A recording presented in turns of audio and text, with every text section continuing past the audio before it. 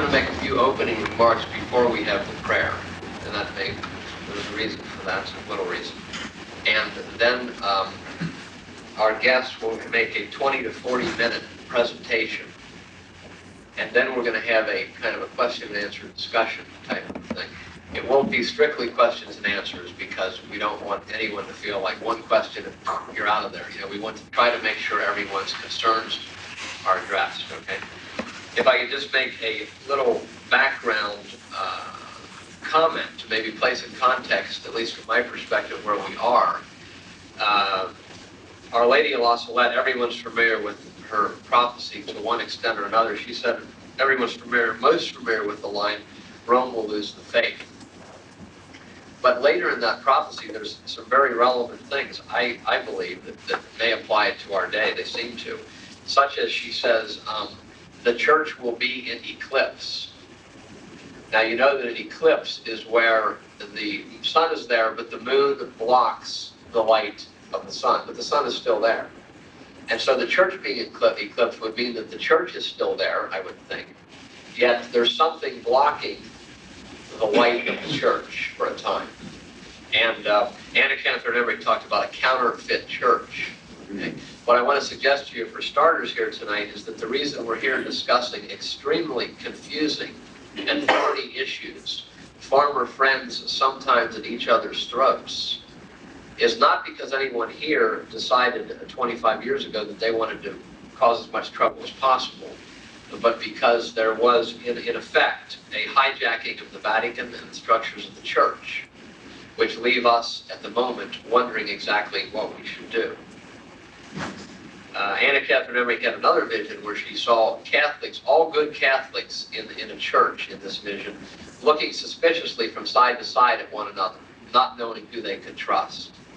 And that is exactly the situation we're in today, as far as I can tell. So the reason I mention this is because I hope that tonight we can keep this on the level of charity to one another. I've been in a number of these meetings where charity breaks down to some extent. Now, I don't mean to say we shouldn't vigorously discuss the issues. We need to vigorously discuss the issue. In fact, in case anyone is wondering, let me clear up one thing. Our guests were traveling through the Midwest, to Detroit, perhaps to Akron, I'm not sure, and then down to here.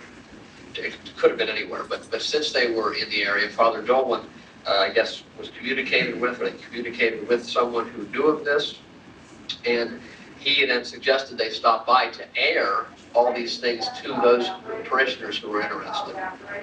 Father Dolan asked that I moderate this, so I consented to do so, primarily out of an interest of making sure that everything got out on the record tonight as much as possible. So that is how this took place, and there's no further mystery than that. I think Fathers Dolan and Chicada are hoping that there's an airing of the issues for the laity that are interested. Father Greenwell is here somewhere, and Father Jenkins may be along eventually. And therefore, Father Dolan made it clear to me, and I made it clear to everyone, that everyone is welcome, and the idea is not to have some kind of a one-upsmanship meeting, but to get all the issues discussed. Now, there are some protocol problems, and that's why we're going to hold the prayer for just a few more comments. One of them is the addressing of clergy. One of the issues before us tonight is whether or not the Thuk line, Archbishop Thuk line, consecrations and ordinations are even valid. So that is an issue. So someone brought up, well, what if I don't want to address the guest as father or bishop? For my own part, I will be addressing all the clergy present in the way that they wish to be addressed. I think it's silly for us to spend all night saying, you should have called me this, you should have called me this. Bishop Pivarunas has indicated that Reverend Pivarunas would be fine with him if anyone doesn't want to call him Your Excellency. So Reverend Pivarunas, at least, I think is fair. We call the Archbishop of the Anglican Archbishop Runcie Archbishop, and he's no more of a clergyman than I am. So there's a certain courtesy involved here. I hope we can all observe. So that's one problem. certainly, again, I would reiterate, I hope there's no disrespect either of ourselves, to ourselves, and especially not to the clergy. On the one hand, as far as the laity is concerned, we want to go forward with clear consciences, that what we're doing is the right thing. And we don't want to desperately latch onto something that is not right, no matter how desperate we appear to be. On the other hand, if there's something that God has sent that is okay, we can't afford not to examine it closely and take advantage of whatever God may have sent that is okay.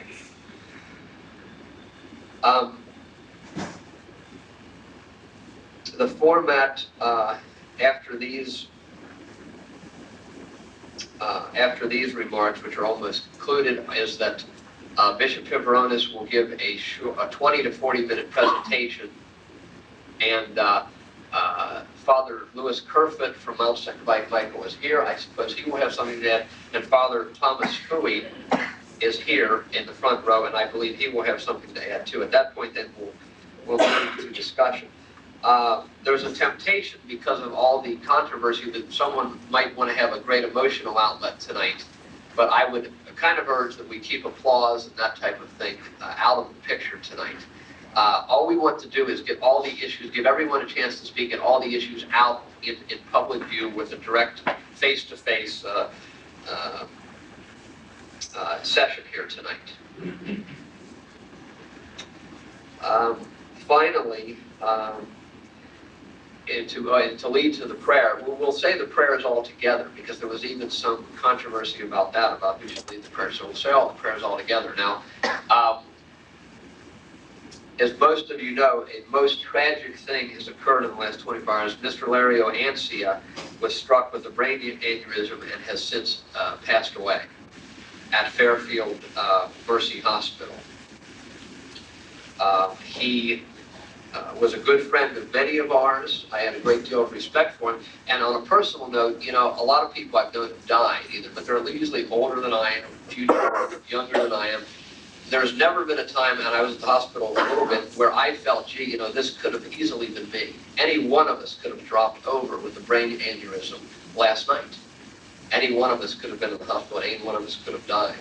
So it really hit home with me on the transitoriness of life and the and how we always have to be prepared. And I think that, you know, to reiterate something I said at the beginning, we shouldn't be necessarily wanting to shoot each other here tonight, because we're all trying to figure out, I believe, what to do in these very confusing times.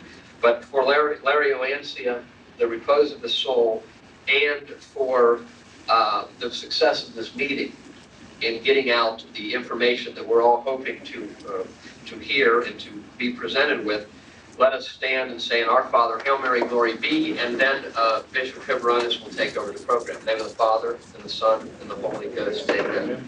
Our Father, hallowed be thy name. Thy kingdom come, thy will be done, on earth as it is in heaven. Give us this day our daily bread, and forgive us our trespasses, as we forgive those who trespass against us. And lead us not into temptation, but deliver us from evil. Amen. Hail Mary, full of grace, the Lord is with thee. Blessed art thou amongst women, and blessed is the fruit of thy womb, Jesus. Holy Mary, Mother of God, pray for us sinners, now and at the hour of our death. Amen. Glory be to the Father, and to the Son, and to the Holy Ghost, as it was in the beginning, is now, and ever shall be, world without end. Amen. In the name of the Father, and the Son, and the Holy Ghost. I'd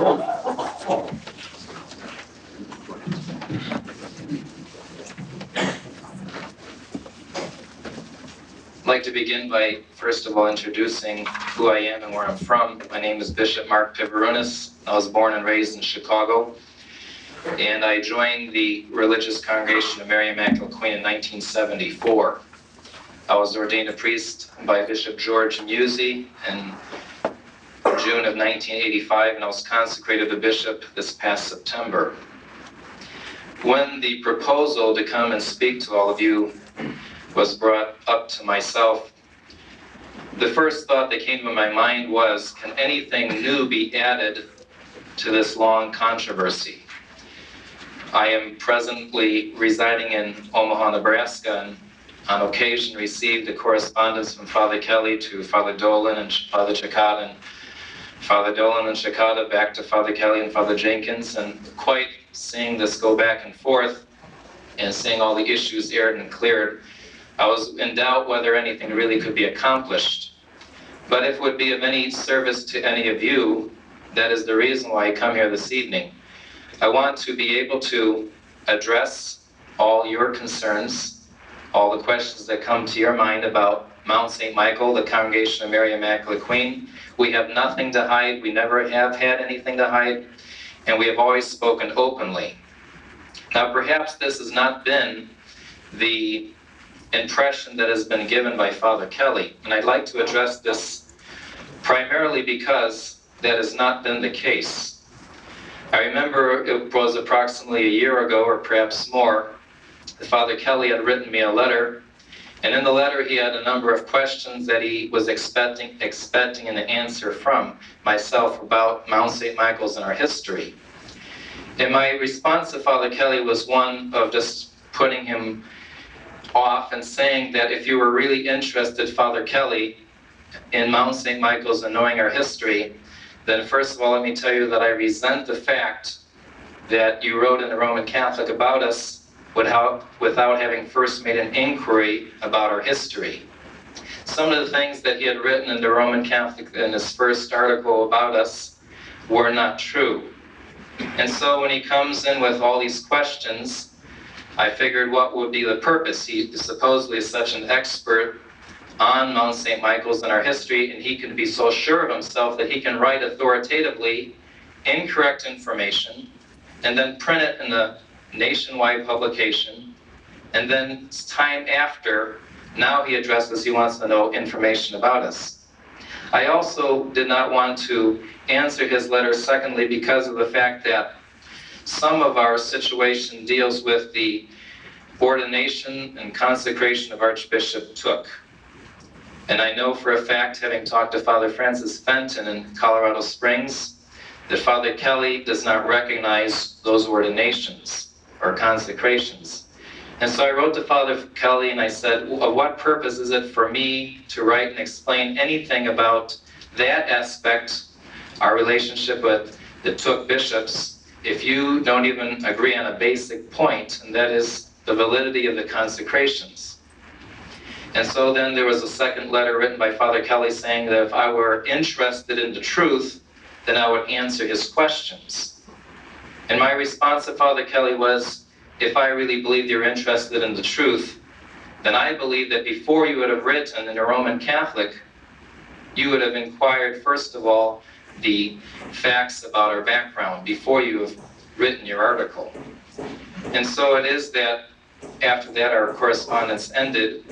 But I would like to categorize what we're going to be speaking about. There's three particular areas. The first area I'd like to address is that of Archbishop Took.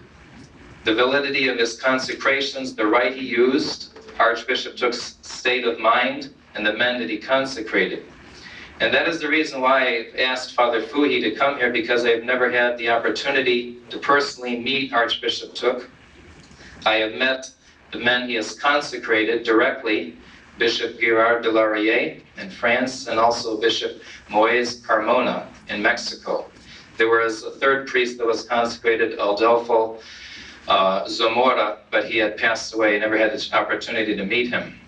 So during the first part of the talk, at a certain section, I'm going to stop and give the floor to Father Fuhi, who can tell personally of his observations of Archbishop Took. The second part of the talk will be on Mount St. Michael's, the Congregation of Mary Immaculate Queen, the history of Francis Schuchart, the break between Francis Schuchart and the Mount St. Michael group, Bishop Musey's involvement with Mount St. Michael's, the conditional abjurations, and the ordinations. And then thirdly, I'd like to address, this is something that perhaps is not related to why some of you came here, but I would like to address the future of all of you and where basically you're going as Catholics.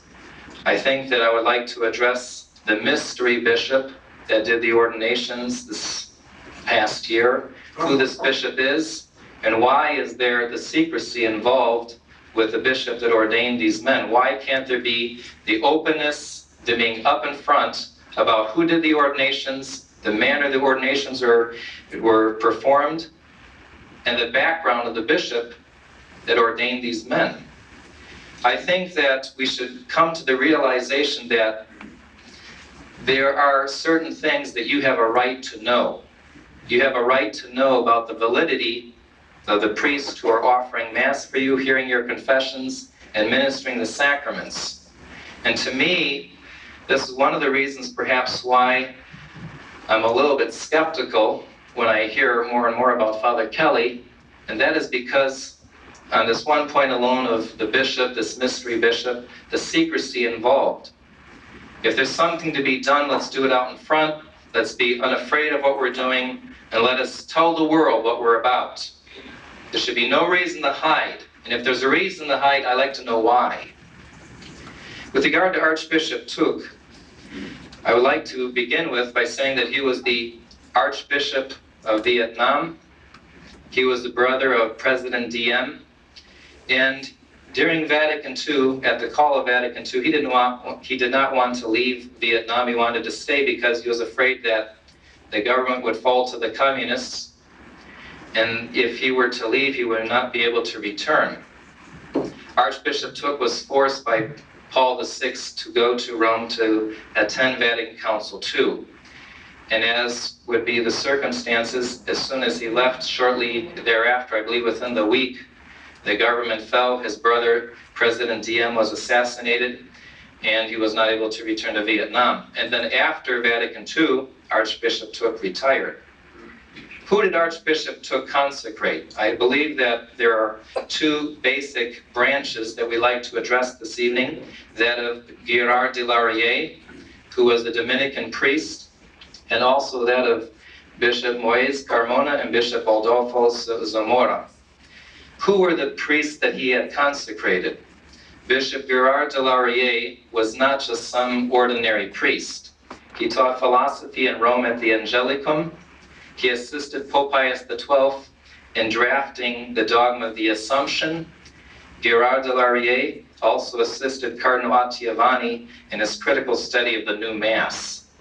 Gerard de Laurier, the Dominican, was certainly an expert in philosophy and theology. He was certainly someone to be respected in that realm. Archbishop Tuc, consecrated Gerard de Laurier in May 1981. In October 1981, Archbishop Tuc consecrated two priests from Mexico, Moise Carmona and Adolfo Zamora. I don't know very much about Adolfo Zamora other than he was a priest, a Roman Catholic priest for 40 years plus. Moise Carmona taught in the seminary for many years. He, from the very beginning, rejected Vatican Council II and the changes. In fact, when Moise Carmona was excommunicated by the Bishop of Acapulco, the Bishop of Acapulco was one of his students. And the interesting thing in Bishop Carmona's life is that when he was excommunicated, he wrote a letter to the Bishop of Acapulco and called him by his first name, Rayfield. Who do you think you're kidding? Excommunicating me from what? From the conciliar church, the church that I don't even belong to? He said, you are the one that's departed. But Bishop Moise Carmona, he had taught in a seminary for many years. He had been a traditionalist priest from the very beginning. He knew of Father Arriaga Sainz, a Jesuit who had, from the very beginning, attacked Vatican II and the changes in the Mass. And the reason why I'm pointing these things out is in order to get across the point, the men that Archbishop Tuc consecrated, bishops, were not just fly-by-night people. They were very good, staunch, traditional Catholic priests. They knew their theology. I remember on one occasion, Bishop Williamson called into question by letter whether I was validly ordained a priest. And among the other things that I wrote to Bishop Williamson, I said, Your Excellency, I said, I'd like to have you know that these priests that were consecrated by Archbishop Tuc some of them were priests, ordained priests, before some of the bishops that Archbishop Lefebvre consecrated were even born. And I don't say that by way of disrespect to Bishop Williamson, but just by way of admonition to have him not belittle the intelligence of these men. Insofar as Archbishop took performing these consecrations, there's been question about what rite he used. I remember this was raised by an old Catholic priest who, among other things, was arrested for perjury. His name was Father George Perrant. He had circulated letters and tapes to this regard that Archbishop took used the new rite. And this was rather disturbing because I'd never heard that before, and I flew down to Acapulco in May 1987 and talked directly to Bishop Carmona. We have this on videotape. And among other things, when I asked Bishop Carmona, was the old pontifical used or was it the new rite of Paul VI? And he laughed and he said, of course it was the old pontifical. There were sworn affidavits by two doctors, Dr. Hiller and Dr. Heller, to say the pontifical, the edition was 1908 that was used. Bishop Carmona laughed and he said, I should know what rite was used. I just so happen to be there. George Perrant wasn't there, you know. I was there. Bishop Zamora and Bishop Carmona both had pontificals right in their hand as Archbishop Took followed the ceremony. And our Bishop Carmona said he followed exactly everything that was contained in the rite. Exactly what was contained in the rite. And so when we come to the idea of questioning the ordinations or the consecrations of the Took bishops, we consider first of all that Archbishop Took was a validly consecrated bishop. He had papal faculties under Pope Pius XI and Pope Pius XII. He was truly a bishop with jurisdiction in Vietnam. After Vatican II, when he retired, he did perform these consecrations. As a matter of fact, there were witnesses to that, Doctors Hiller and Heller. The men that he consecrated were priests well known for their theology and well established in the faith. They testified to the fact that the pontifical was followed exactly. And so, insofar as the doubts that come about or that are raised, the question comes in based on what? Now, perhaps some may say, well, Archbishop Took was senile. Maybe he wasn't in his right mind. Now, before Father Fouy speaks about his personal observations of Archbishop Took, I would find it rather difficult to believe that a senile man can open up a book like the Pontifical, follow the rubrics exactly, use the exact forms to be used in the rite, and not know what in the world he was doing. I find it very hard to believe. And so, at this point, I'd like Father Fouy, if you could please take the floor and give us a little bit of your impressions of Archbishop Took. Father, could you give us a little bit of your history, because outside of my introduction, I don't think many of us know when you were ordained and so forth. Your Excellency, fathers, I don't know how many fathers are here, sisters, ladies and gentlemen.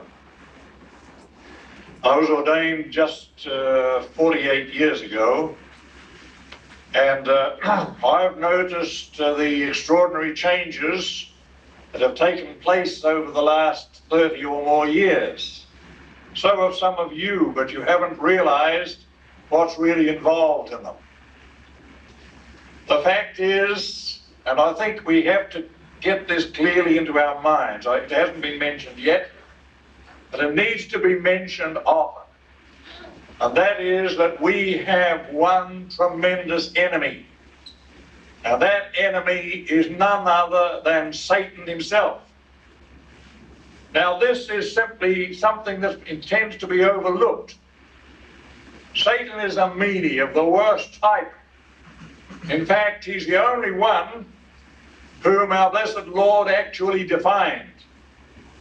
He said, he is a murderer, he is a liar, and the father of lies, and the truth is not in him. Bear that in mind always, because those are the words of our blessed Lord himself. Now the point is this, that throughout the 2,000 years of the church's history, Satan has been doing his utmost to bring harm to the church. And the church in the Middle Ages reached its zenith. That's when it was really strongest and most magnificent in all of its operations. And then who should arise but one called Luther, a special friend of Satan, as he acknowledged. And he was able to bring about a great heresy. But it was a peripheral thing. It was on the outside, you might say. Nevertheless, it spread. It spread throughout Europe. It spread throughout England and so on. And eventually, of course, as a result, it arrived here in the United States. So that was a pretty big victory, but not nearly enough. And Satan kept on working for a few more centuries until at last what's happened but the so-called Council of Vatican II. I say so-called because it was no council. It was unlawful from the start. And it's very obvious from its works what it was worth. Now, he had a mighty victory there, this same Satan.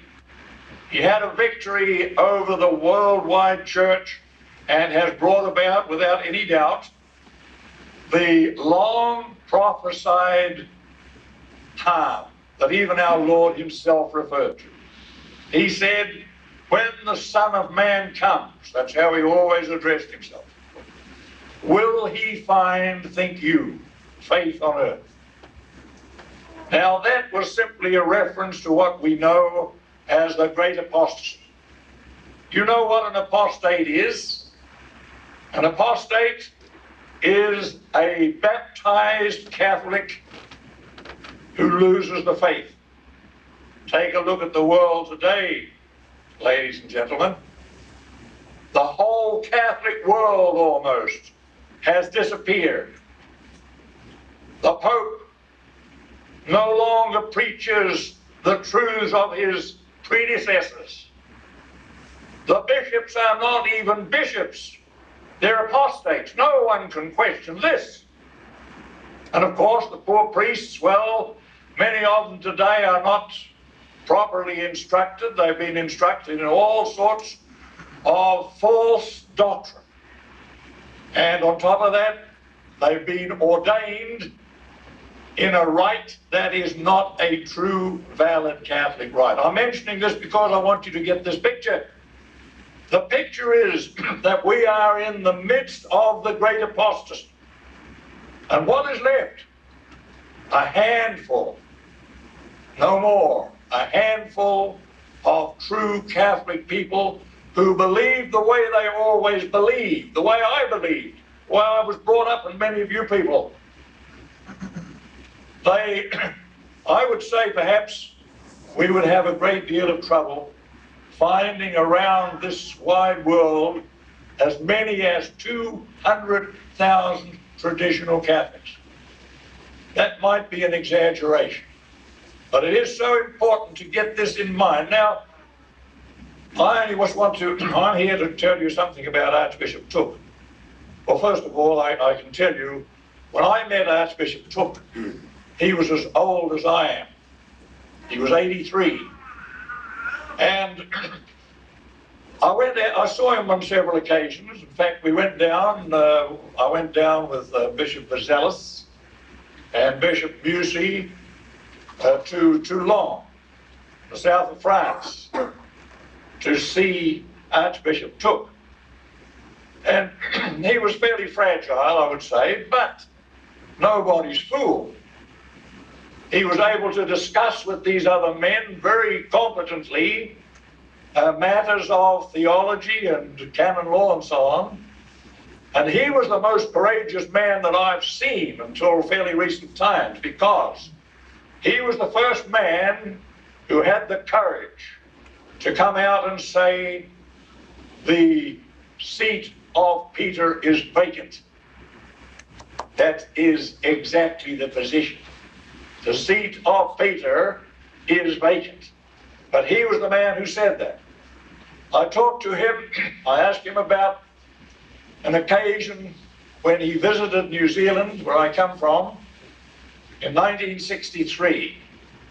That was about the time, I think, that his brother, a wonderful Catholic man, was assassinated. He was the president of Vietnam. And he told me all the detail very clearly. I said to him, I remember that you visited Archbishop Liston in Auckland. He said, yes, I did. But he said, I also visited Wellington. And there I spent some time with the Archbishop, a man named McKeefery, who later became a cardinal. He was one of the 837 bishops and canonists and some cardinals amongst them, a great number of men who prepared the schemata for the council. And he said I knew him well because he and I were together at Propaganda Fide College in Rome. And he told me some very interesting things about Cardinal or Archbishop at that time, McKeefery. I tell you what, that man he had all his marbles. He was able to think straight. And it's a very sad thing for me to hear people making these sort of wild, unsubstantiated statements about it.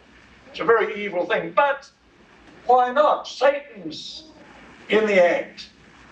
The whole purpose of Satan in our world today is to divide and conquer. Well, he's already had a victory, as I've said, over the greater part of the church.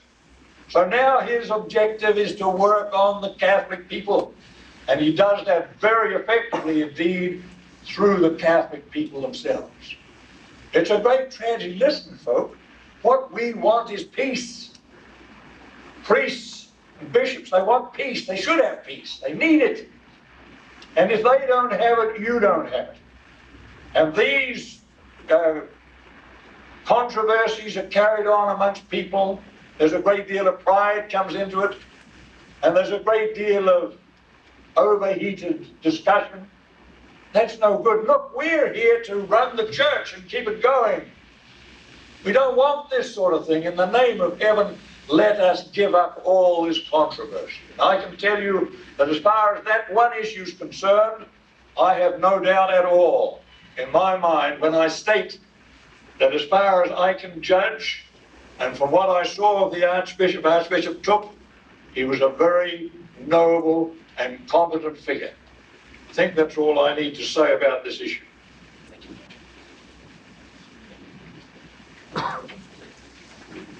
There's quite a few points that we're going to try to address, but before we carry on to the next issue, what I'd like to do is just to state, first of all, that with regard to the priests of Mount St. Michael, there are presently 13 priests, myself making 14. 11 of us were never ordained by Schuchart. 11 of us were directly ordained by Bishop Musey or Bishop McKenna, or one of the other took bishops. Of the 3 who were ordained by Schuchart, as we will get into a little bit later on, they were under condition, or conditionally ordained by Bishop George Musey when he first became in contact with Mount St. Michael's.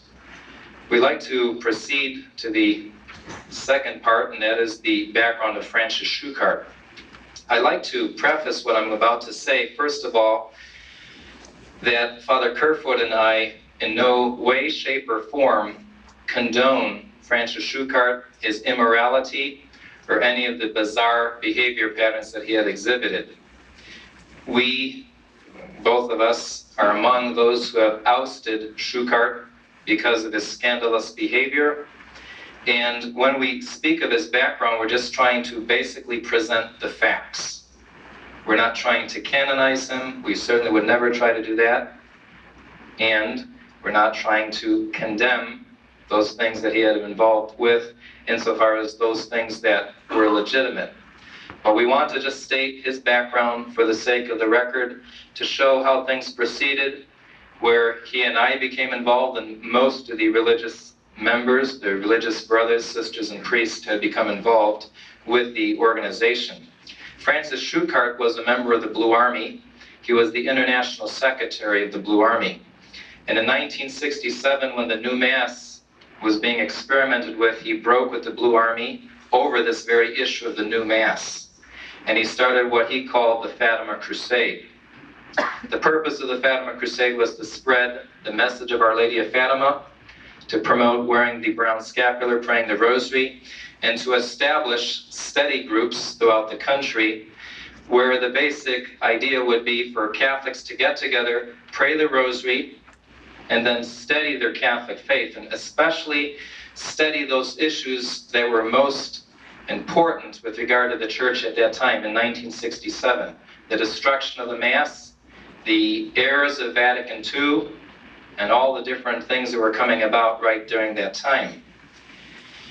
Francis Schuchart was preaching on one occasion in Colorado, and when he was speaking against the changes of Vatican II, a certain priest by the name of Burton Fraser stood up during the question and answer period and asked Francis Schuchart, "Why don't you proceed a little bit further, and as you condemn the new Mass and the decrees of Vatican II, why don't you start condemning the heretics in Rome?" And Francis Schuchart at that time had not really confronted that issue publicly. And he asked the priest, Father Fraser, "Could I speak to you privately about this?" Father Fraser was a friend and co-worker with Francis Schuchart for a short amount of time. He was killed in an automobile accident, I believe, in 1971. Nevertheless, with regard to the situation with Francis Schuchart, the difficulty came especially with regard to a lack of priests. They had, working with different priests who were older, but one by one they had gone with the changes of Vatican II. And Francis Schuchart, together with Father Fraser had done investigation of the orders emanating from the old Catholics, investigated the validity. And I know Jim Condit was asking for some type of proof about Father Francis Fraser. All that I can say is that I personally knew a woman who was housekeeper and caretaker for Father Fraser's house and apartment, and she will verify the fact that the research, she was definitely doing the research, because when she would clean up his apartment, there was reference to old Catholics, material, etc., etc. Outside of that, and anything in writing we don't have. So just get that over with. With regard to the priest that had helped and assisted after Schuchart was ordained and consecrated, let's get into that a little bit. Father Fraser was killed in 1971, and that same year, there comes into the scene a Daniel Q. Brown. Daniel Q. Brown was a Roman Catholic who, we will certainly not condone his activity, who out of desperation because of the changes in the church, went to the old Catholic schismatic group and was ordained a priest and consecrated a bishop. We do not condone that. Period. Underline it. We do not condone Daniel Q. Brown going to the schismatics. Daniel Q. Brown, I believe, was ordained in 1969, 1970. I'm not exactly sure. However, in coming to his senses and in talking to different priests, he realized the grave mistake that he had made. And especially there was one Father Ignatius Baran. He was a Roman Catholic priest. I know Father Kelly makes reference to Father Baran as somebody involved with the Parma de Troia group. That did not happen until 1975 or 1976. At the time that Daniel Q. Brown had gone to confession and repented of his schismatic ordination and consecration, Father Baran was a Roman Catholic priest. Father Baran heard his confession, and Daniel Q. Brown made an abjuration of error and also a profession of faith. Now we're not saying that that was sufficient to establish him once again as a Roman Catholic bishop. We're not saying that. But he did what he could, all that he could morally speaking. I would like to also say that you have to understand the circumstances of 1971. There was no Archbishop Lefebvre, or at least he was just starting. There was no other bishops, there were no took bishops.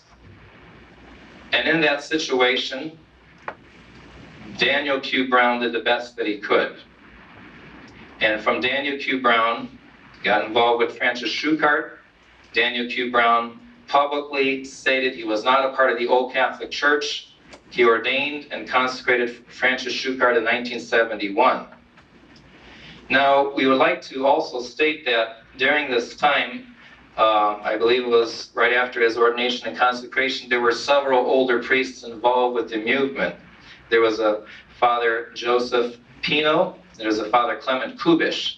And I want to state this by way of trying to get across one particular point that I think is very, very to the matter at hand about our present status. And that is, when I became involved with Mount St. Michael's, we didn't have Mount St. Michael's at the time, I was 14 years old in 1972. And I'll just say this as my own experience of what was taking place. My parents, my family, we drove from one place to another in Chicago, desperately looking for the Latin Mass. We would drive an hour and a half to the north side of Chicago to go to a Father, I believe his name was Leo McNamara, and from St. Adrian's, we used to attend his Mass regularly. Father McNamara died. We started going to the Byzantine Rite. But it was during this time that we were introduced into what we call the Fatima Crusade. It was Brother Dennis Chicoine, who was assisting Francis Schuchart at the time. He explained all that was going on in the church. Many of these things made very much sense to my parents. They were very much in agreement. They saw no one else explicitly and publicly condemning the new Mass and the modern changes. And so it was that when I first went to Idaho, I was 14 years old, and when I was there, I saw older priests there. Father Clement Kubish was my confessor. Father Clement Kubish was a priest of over 50 years. Father Clement Kubish accepted the ordination and consecration of Francis Schuchart. He put himself under Francis Schuchart. And what I'm saying this not by way of trying to in any way justify what Daniel Q. Brown did or Francis Schuchart did, but this is very much to the point because in order to incur a censure, there has to be the elements of mortal sin. There has to be the imputability of mortal sin. And this is something that I'm going to have Father Kerfoot explain. We have Xerox right out of canon law to explain that in order to incur a censure, there has to be imputability of a mortal sin. And the reason why I explain the background of where I came from, and pretty much it's the same for all the priests and religious, is because there was never ever the consideration of being Old Catholic. Never ever. If there was any consideration, I would have had no part with it. We wanted to be Roman Catholics, no more, no less. That was the only reason why we were there. The three men who approached Francis Schuchart for ordination, Father Dennis Chicoine, Father Benedict Hughes, and Father James McGilloway, those three men approached him not with the idea that he was an Old Catholic bishop, but that he was a Roman Catholic bishop. And so what I'm saying is, when it comes to censure, and Father Kerfoot will go into detail on this, there has to be the imputability of a mortal sin. And that's something that seems to be the element that is not considered. Schuchart had his problems. They were private problems, and I would like to also make a reference to something that Father Jenkins wrote. Perhaps you didn't see it this way, I certainly did. He kind of infers or implies that everyone had a moral problem with Schuchart, and that is not true. Schuchart had a separate residence from the seminary, and he on occasion would have some seminarians go to his residence, and there immorality took place. When these acts became common knowledge and known to the priest and seminarians confronted Schuchart on this matter, and he subsequently left. And we have repeatedly denounced the immorality and any of the other bizarre things that he had done. I'd like to also say that it was during this time, too, that after Schuckart's departure, we looked for other bishops. We did not consider going to the Society of St. Pius X primarily because the society we felt was in union with the Conciliar Church, publicly recognizing John Paul II, and to me, as I would see it, kind of compromising. And so it was during this following year, in 1984, is when the departure of Schuckart took place. Between 1984 and 1985, our priests began to investigate the so-called Took bishops. It was in 1985 that they had several meetings with Bishop George Musey. And Bishop George Musey, when he came to Mount St. Michael's, he had a public meeting with all the laity, and there he explained that he had talked to a number of other bishops and priests and felt that in the absence of the Holy See, the safest course to be taken with regard to the priest and the religious and the congregation and the community would to have a conditional abjuration of error, because there was never an intention of being anything but Roman Catholics.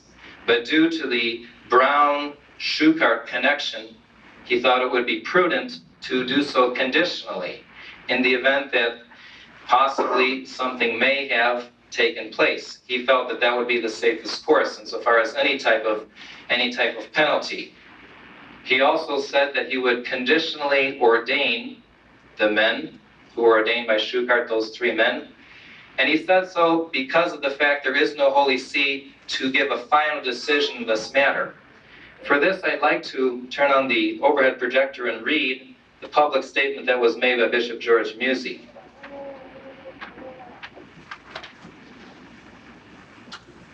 I think we're going to have the lights turned at least somewhat down. Can everyone see that? We'll read it out loud in the event that you can't.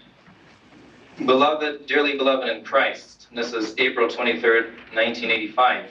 Since I was raised to the episcopate 3 years ago, one of my fondest hopes and earnest prayers has been that I might be used as an instrument by our divine Lord to help restore unity and peace in his bride, our Holy Mother, the Church. One of the greatest scandals in the Church today is the division among those who call themselves traditional Catholics.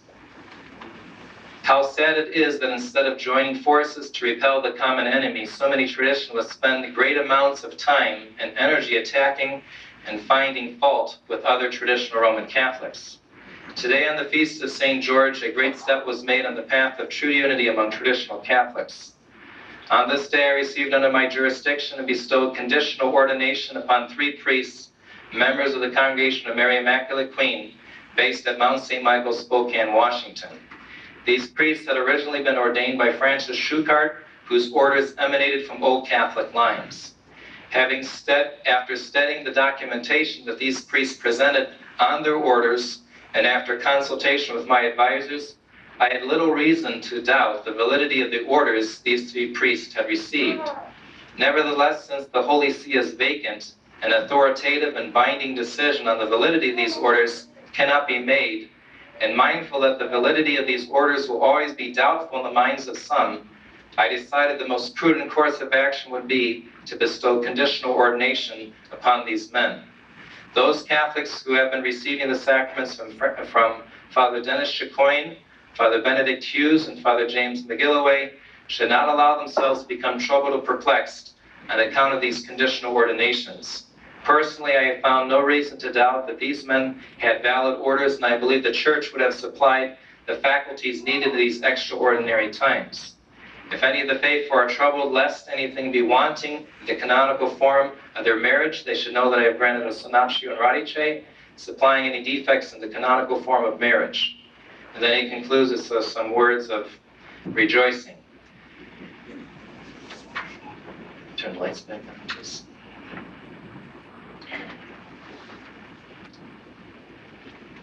I'd like to also say that with regard to the conditional abjuration, which was taken by the priests and the seminarians, someone has raised the idea that they were made insincere because you didn't think you abjured or you had anything to abjure. There was no error involved. I can reassure you that we don't, any of the priests or seminarians for that matter, we don't take things lightly.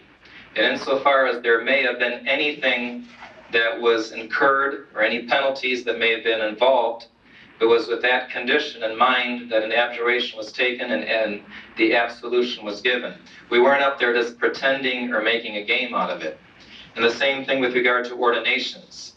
You know, sometimes you have someone who may be coming from a Protestant church who feels perhaps that he has been validly baptized by his minister because the water was poured, the right form was used, but perhaps in order to have certainty in this matter, a traditional priest will say, well, in order to remove any doubt, we'll conditionally baptize, if perhaps there is a doubt. The man receiving or woman receiving the baptism certainly has that in mind. If there is anything, if there is invalidity of my baptism, I certainly want to receive the sacrament. For Father Benedict Hughes, Father Dennis Chicoine, and Father James McGilloway, that was their intention.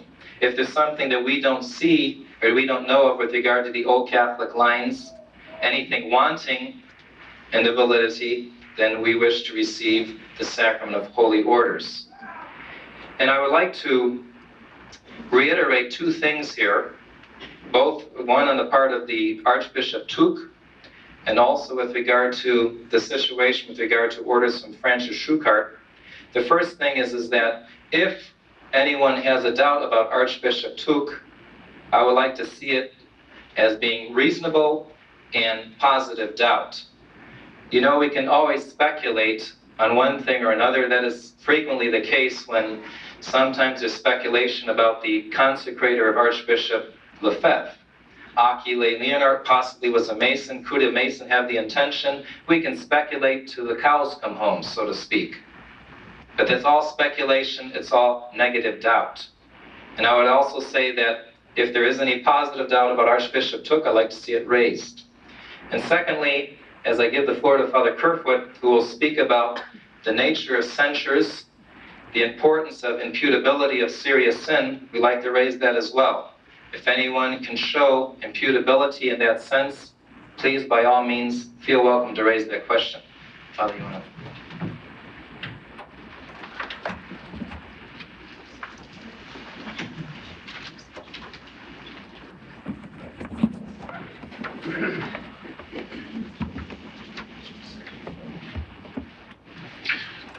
My name is Father Louis Kerfoot.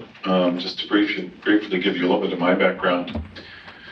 I was born and raised in California, attended Catholic grade school and high school there, was taught by Dominican nuns.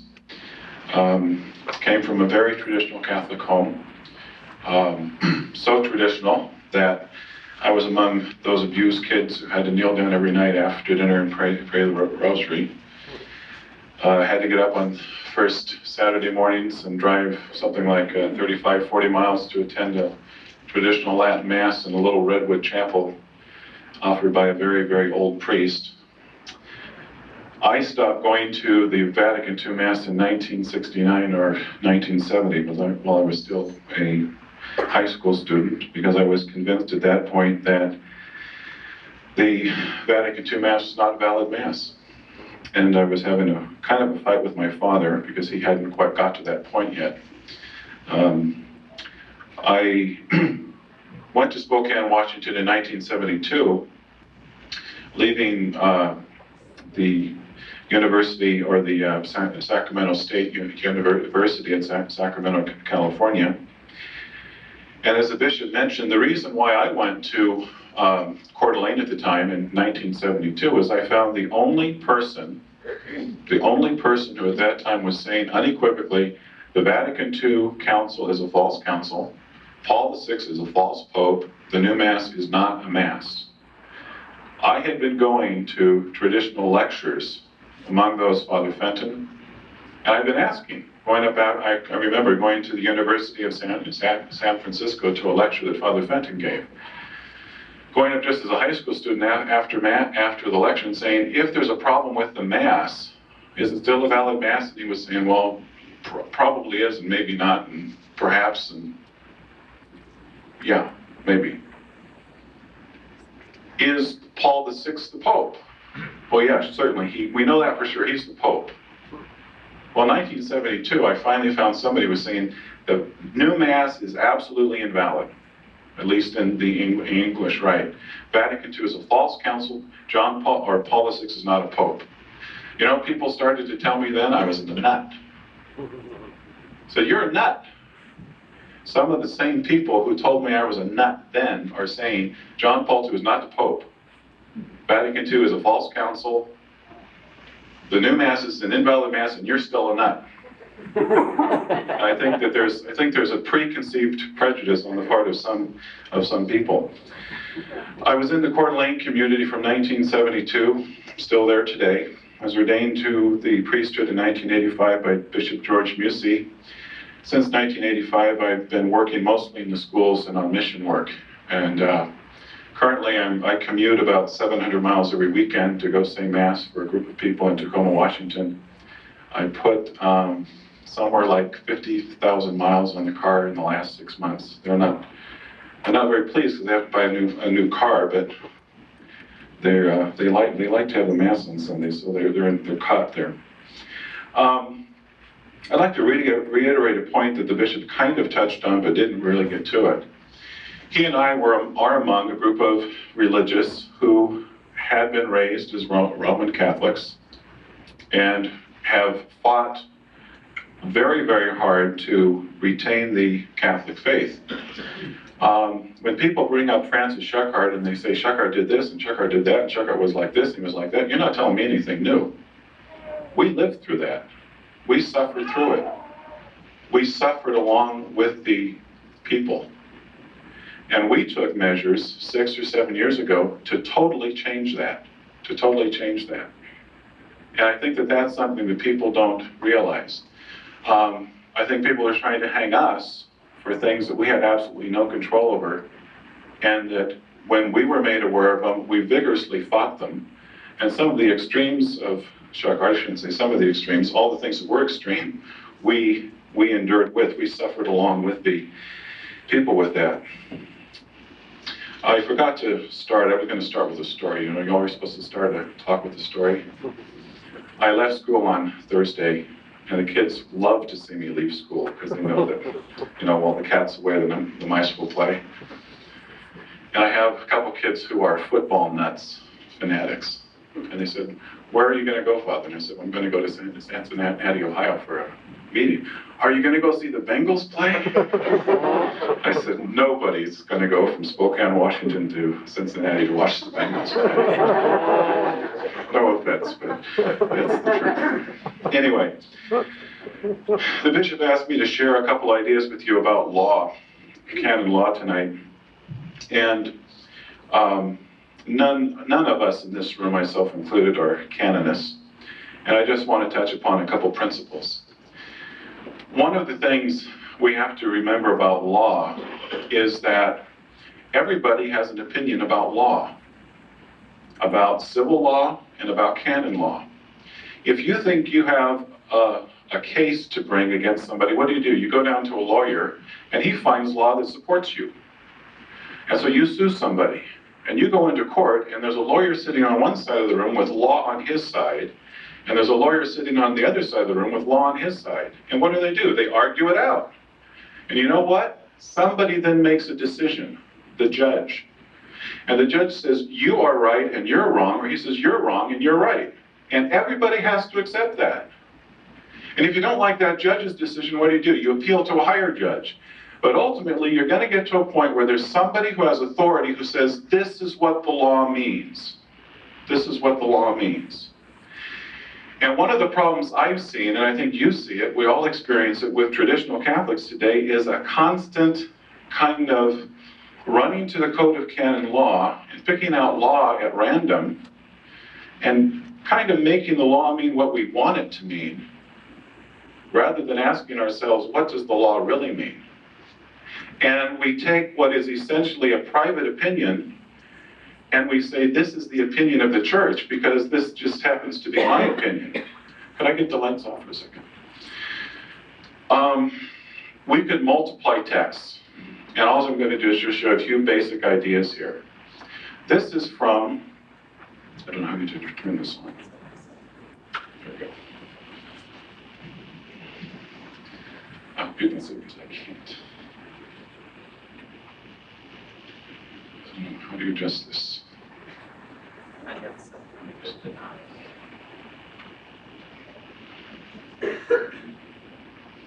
This is from a textbook on canon law, which is just basically a seminary textbook. And you'll see right here the point I want to make, the interpretation of law. It says we must distinguish between authentic and private interpretation of the ecclesiastical law. Then it defines that. Only the following may give an authentic interpretation to law: the lawgiver himself, the man who makes the law, the lawgiver's successor, those whom he or his successor has commissioned to issue authentic interpretations, thus the pontifical commission. An authentic interpretation has the force of law. And then it goes on and talks about authentic interpretation. What's the point? The point is there's one person who can interpret law for the universal church, and that's the sovereign pontiff. The sovereign pontiff. I am not the sovereign pontiff. I haven't met one yet. Anybody who's standing up and saying this is exactly the way it is giving you personal opinion. Personal opinion. One of the mistakes we made as a community was to take the personal opinion of one person and enshrine it.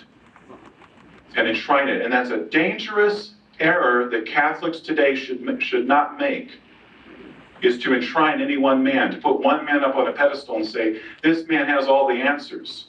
Anybody today, except a man who claims to be a sovereign pontiff, is giving you personal opinion. And if somebody comes along claiming to be a sovereign pontiff, we better check that one out. Okay, let me run through this. The next point I just wanted to make real quickly was about offenses. The bishop said about censures. This is talking about crime, okay? Over here, by crime, Canon 2195 understands an external morally imputable violation of law or precept to which a canonical sanction, whether determining or indeterminate, has been attached.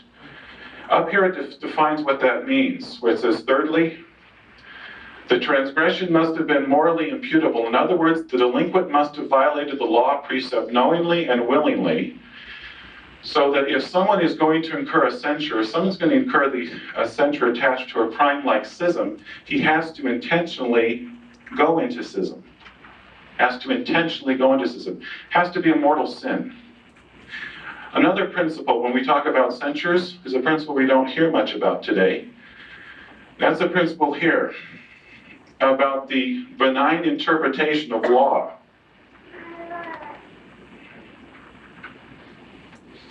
The fundamental rule here is that in penis benignor est interpretatio facienda. Latin would be, when you're talking about crimes or penalties, the most benign interpretation of law has to be followed. That is, of two or more probable opinions in a doubtful penal law, that interpretation must be followed, which is the milder one from the delinquent's point of view. So if you have two choices to make, either to be very severe or to be mild, the law itself says you have to take the milder course. Just two more. Just to show you how benign the church is in her interpretation of law. This is talking about accessories in a crime. Suppose you have a crime and then you have people who are accessories to the crime.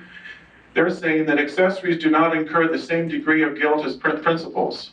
And at times they can disclaim all responsibility. There's another one in there. Even if those merely facilitated the misdeed. The point here is that just because one person may commit a crime doesn't mean that same penalty necessarily passes down from father to son, let us say. Last one I want to show you is to show you how benign the church's interpretation of the law is. When question was raised, in a case like Bishop Brown or Daniel Q. Brown, only the Roman pontiff can absolve him. Some people will say that. This is a commentary on Canon 2255, which says, when can a simple priest absolve someone? We all know in danger of death, in urgent cases. But this is saying in urgent cases outside the danger of death. And it gives one case, if a censure cannot be observed in the external form, or, now look at this or if it is hard for the penitent to remain in the state of grave sin for the length of time necessary for the competent superior to provide for his case, then any confessor can absolve in the sacramental form from the censure, no matter in what way reserved. No matter in what way reserved. A further commentary on that same point over here, where it says the urgent case. What does an urgent case mean? It may mean here, the penitent may find it hard to remain in the state of mortal sin until recourse for resolving faculties is obtained from the competent authorities. Authors claim that a delay of 1 day suffices, so that the latter will conceive the hardship of remaining in mortal sin even for 1 day. So what I'm trying to get across here is the idea that the church says we interpret law in a benign way, we interpret penal law in a benign way. The church says in order to incur a censure, there has to be serious sin, seriously imputable sin. In interpreting a censure, you interpret it in a benign way for the delinquent, and then also the church is saying any confessor can absolve from it if it's a burden or a hardship for the penitent. One last thought. When I deal with problems in the current state of the church, I try to take an analogy.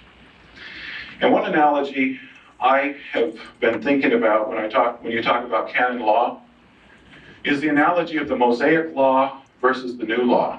Remember when St. Paul started to preach to the Gentiles? All the Jewish converts to the Christian faith said those people have to be circumcised. They have to follow the Mosaic law first, then they can become Christians. And St. Paul has a beautiful quote. He says, why do you try to bind on somebody else something that you don't fulfill yourself? That you can't fulfill, that your fathers found it difficult to fulfill. My question to you, my dear people, is name me one traditional group in this country or in the entire world today that follows canon law to the letter. One. Nobody does. You know why? Because as Father Kelly himself says in the Roman Catholic, you can't follow it today because of the times. You can't follow it today. So what do? We interpret it according to the circumstances we're in, and at best, whoever does the interpretation, at best, the interpretation is private, it's not authentic, it's not the church's interpretation, it's the private interpretation of a priest. Okay? Thank you very much. We'll hand the floor to you because I'm afraid that we've gone way over the limit. Oh, okay, that would be, I think we can work in your third thing in the questions and answers. Okay. What I'm going to do is leave the house microphone in the hands of our guests. I am going to stand at the podium, though you're more than welcome to stand up. For two good reasons. One, I want to see who wants to talk, and so we can get everybody in. And two, I'm going to repeat the question into the microphone so that anyone listening to this at a future date can figure out what the man is, the person from up here is trying to answer. I may be a little bit like Larry King, if you ever watched him, and sometimes will kind of rephrase the question because he thinks he makes it clear. Now, if I don't make your question clear, you stop me right away, okay? Who's got a... I don't think this microphone helps. Can you not hear me? Okay, fair enough. Did everyone hear what I said? More or less? Hopefully less, I guess, but okay. Who wants to ask a question? If not, I have a few myself that I will begin with. Does anyone have something that pops to mind here? Okay, let me just start the ball rolling. Could I ask this? Do you, you said, Reverend Pivarunas, that you did not condone the taking of orders from Daniel Q. Brown, who was an old Catholic who went to confession, etc., for Bishop Schuchart being ordained and consecrated by him. Do you condemn that act? And if you would answer briefly, then I have a follow-up, and then you can answer as long as you want, okay? I condemn the act of Daniel Q. Brown going to an old Catholic, yes. Okay, do you condemn the act, just so we're all clear, of Daniel Q. Schuchart taking orders from a man who was consecrated by an old Roman Catholic line? Objectively speaking. Objectively speaking, I'm in doubt about that matter. I am in doubt because of the fact that insofar as Francis Schuchart was concerned, he himself felt that due to the circumstances of the destruction within the church and not having any bishops, traditional bishops, to recourse to, he assumed applying the principle of epikeia, the interpretation that the lawgiver in this circumstance does not in any way intend to bind when the strict fulfillment of the law would become burdensome to the faithful. He assumed that, and that's the point that I would say is at least doubtful. Okay, if I could follow up then, and this is the last part of this, if that is the case, and if we can apply epikeia, the question I think everyone here is wondering is, where do we draw the line on this thing? When Archbishop Thuc or Archbishop Lefebvre ordains and consecrates, at least there's a bishop who was appointed under a true pope, Pius XII. If the principle that you just stated is correct, what would stop me if I looked at all of the traditional priests and said, this is a mess. Everybody's arguing with each other. I don't really like any of them. I'm married and I have 6 children. But what if I went to an old Roman Catholic bishop and got myself consecrated a priest on Thursday and a bishop on Saturday, which is not too far from what Bishop Schuchart did. And I came back to you and said, I've just found a traditional priest and I went to confession. And ladies and gentlemen, I am ready to serve your needs as bishop and priest. What would be a matter with that based on the principle? This is a real concern I think many people have. In other words, the floodgates are open to anything. Yes, I would say that in that case, I would say that in your going to an old Catholic bishop, you would be going to him as such as an old Catholic bishop, or going to him as an old Catholic. He is an old Catholic receiving orders from him. When Schuchart went to Daniel Q. Brown, he had gone to confession, and there was at least some attempt to do something in what he attempted to make a Catholic manner. And what I'm saying is that with regard to the difference, with regard to the ordinations and consecrations of Thuc and Archbishop Lefebvre, true enough, they were Catholics, and the ordinations are valid. They themselves did not possess any authority. They themselves, by consecrating bishops, were also applying a principle of epikeia by the consecration, because strictly speaking, they themselves would have needed a papal mandate to consecrate as well. I'd like to comment further on that a lot has to be considered in light of the circumstances at the time. The times we're speaking of, the 1970 era, there was no Archbishop Thuc on the scene, there was no Archbishop Lefebvre on the scene. They were not standing up and saying, the Mass is destroyed, Vatican II is a false council. We didn't have priests. It's not like it is today where you have priests and you just might not like the priest. It was a matter of, there were no priests who were coming out forthrightly and saying, the Mass is destroyed, Vatican II is a false council, this man is a false pope. They weren't there. So I think it's kind of hard to say, what would that same principle apply today? I don't think it would apply, because the whole situation has changed. You do have bishops, you do have priests on the scene now, which in that time we didn't have. Okay, now, just because we pass on to another point doesn't necessarily mean that I agree with all the ramifications of what is said, or that I disagree. But we'll move on. If anyone has anything, then chime in. Could I say one more question on this? At least all the traditional priests that I know apply extremely rigorously the principle that if you are in a bad marriage, you, Mr. John Q. traditionalist, are in a bad marriage and the marriage goes sour, that they will not grant an annulment because there is no legitimate authority to decide on it. Now my question is, with Bishop Daniel Q. Brown, he was from an old Roman Catholic, not lying. Nobody disputes that. If no annulments can be granted because there's no authority to accept them, how can who was the authority that allowed Bishop Brown to exercise his orders? In other words, since there was no authority, wouldn't it follow that what he did was a sacrilege, what Schuchart did was a sacrilege, and everything stemming from that is schismatic and must be avoided? I thought you were, so I wasn't really thinking about it.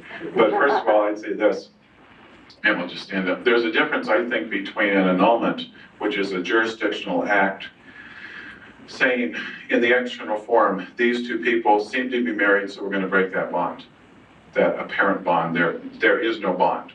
That's one action. There's a different action of a man coming to confession for a sin.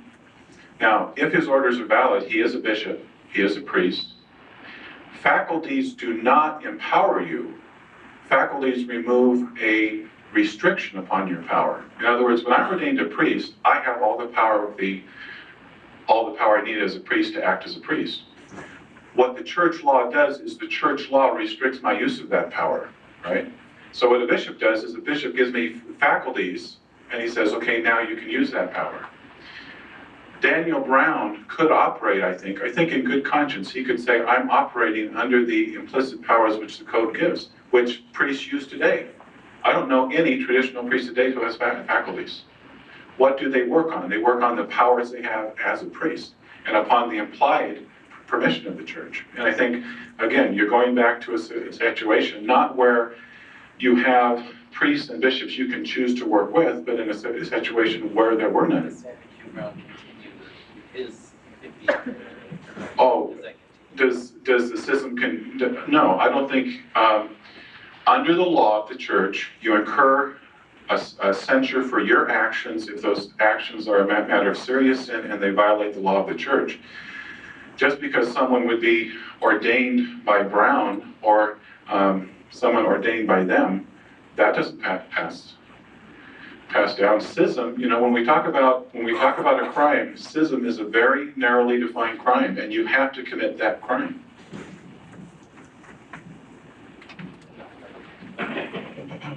Okay, does anyone else, have we lost everyone?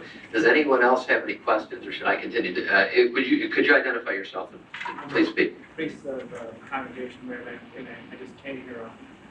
Because I came late, I'm just asking, was the question addressed though as far as I know, to my knowledge, before the consecration took place, there was a public declaration on part of the ground. We mentioned that. But in lieu of times, in light of times, we can but without an absolute authority, what is someone to do? I mean, who is around to give them interest into the church? Because I think the very fact that most of us have ceased to go to the Novus Ordo, we don't recognize that as a Catholic Church. What would you say to someone who said, okay, maybe this is possibly, maybe would be okay, but I have a serious doubt, therefore I don't think I can attend the Mass of anyone that associates with these priests who came into being through a schismatic line? In other words, a doubt. And don't we have to be certain when we go to the sacraments that we are not participating in schism or in any kind of a invalid sacrament? What we are saying is that with regard to Francis Schuchart, Francis Schuchart could be the devil incarnate as far as I know. What Francis Schuchart is doing right now, I really don't care. I guess the question comes in, the priests, we can name all 14 of them, the religious, the laity who were involved, did they incur a censure? That is the essential matter at hand. Did they incur a censure? And if a censure was incurred, it needs to be proved. I would also say that my approach to this is that I had someone come to me in Seattle a couple weeks ago, a little old lady, and she'd heard about all this confusion. She came up to me after Mass and she says, Father, I want to say something to you, but I don't know how to say it. And I said, well, just say it. She says, I just hope you're a validly ordained priest. And I kind of looked at her and said, I hope so too. Just went on, I'm not telling you in this room, you have to come to my Mass. If you don't want to come to my Mass, fine. I'm a priest, I'm here to serve. If people want to come to my Mass, fine. And I don't think it's up to a priest to say, you have to come to my Mass. I don't believe that. And I'll tell you, I've been through an experience like that before, and I don't like the experience. And I think no priest today has a power to command people in the sense that pastors before did. So as far as people saying, well, I can't come to your Mass, I would say, if you have a doubt, you should try to resolve the doubt. Father, stay on that point for a moment. I went to two of Schuckart's priest gatherings in Cincinnati during the 80s, okay? Early, when he was still around. Please? When he was still around. No, he wasn't there. It was Father Maria Barnes and Father Maria Benedict, I believe. Both of them said at the end of their speech, if anyone who wants to come to our Mass and go to communion must go to confession to us, take an abjuration of schism, heresy, and scandal, and promise to not go to the Mass of any other priest but in our group. Would you address that? You kind of did, but I just want to make it explicit. That was one of the aberrations of Schuckart. And he was saying, yes, he was setting himself up eventually to be a little pope. And he was saying, you have to accept me. And we've totally renounced it. So you would not ask people, tell people or urge people not to go to Father Kelly's Mass, for instance? Absolutely not. You would not urge people not to go to Father Dolan's Mass? Absolutely not. Okay. Kathy Camp, finally, it's a question from the floor. Is there any validity to Father Kelly's point that, let's just say for the sake of argument, you fellows had some taint of schism on you, and our priest was, using your altars, and you had used our altar?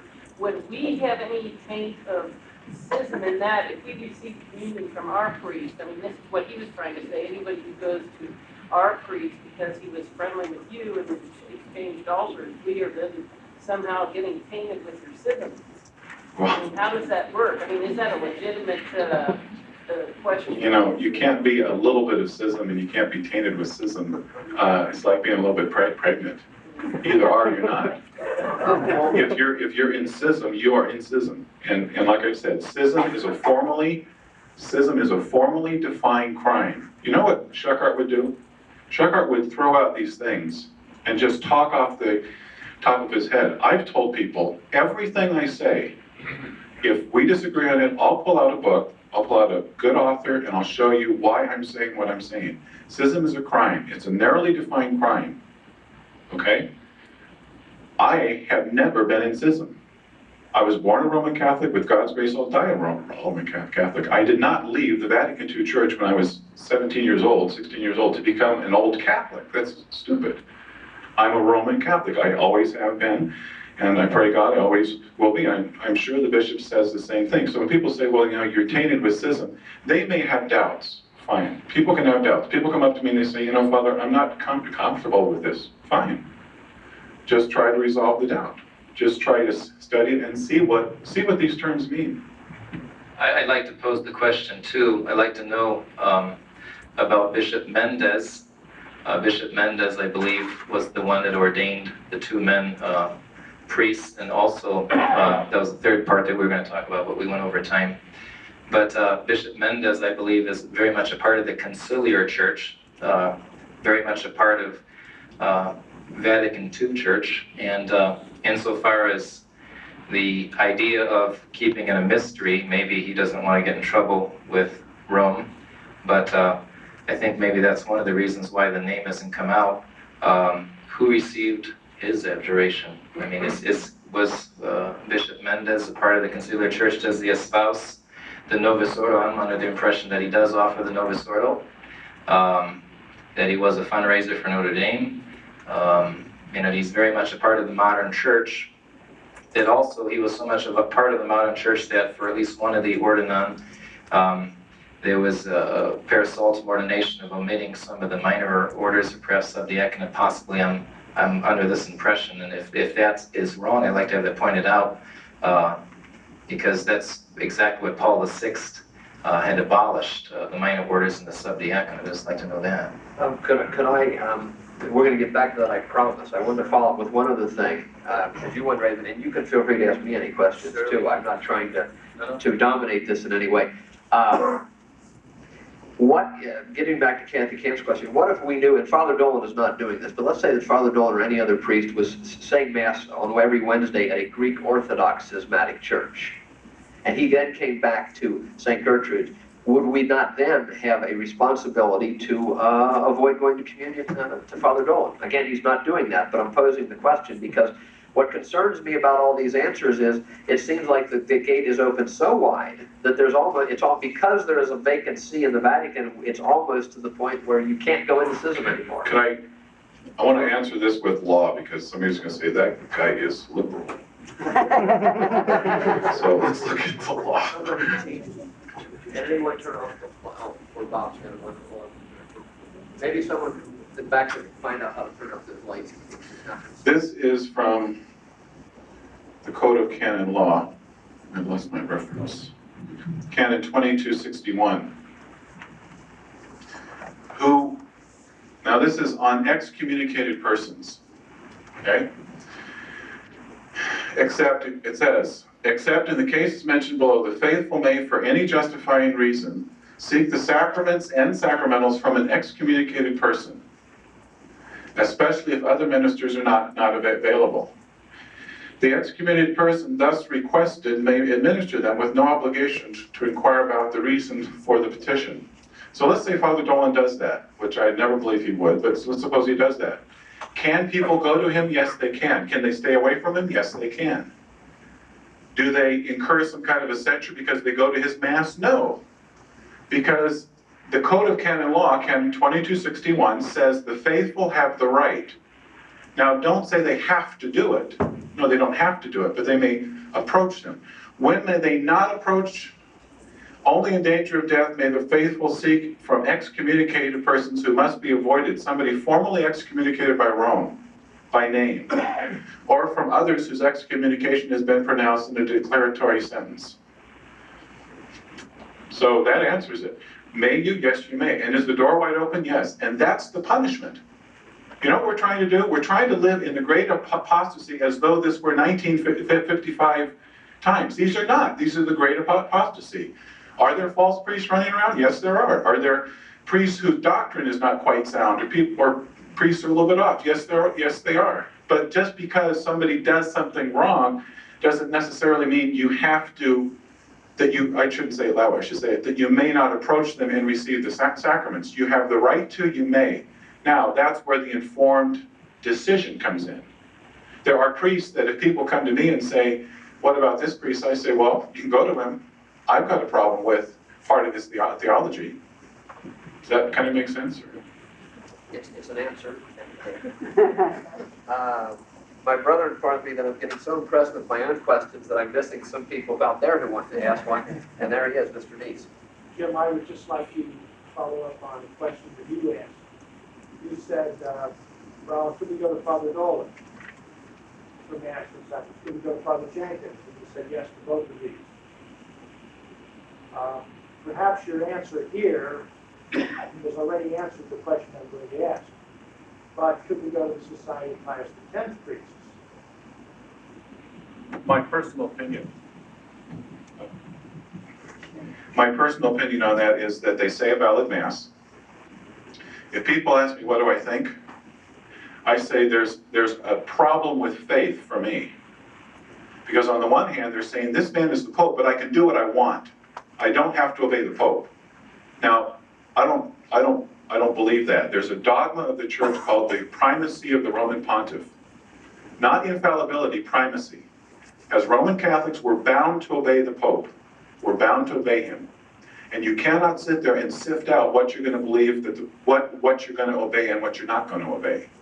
So if somebody says, can I go to a Pius X Mass, I say, you have that right. I won't deny you the sacraments for doing it, but in the sermons, this is something to watch out for.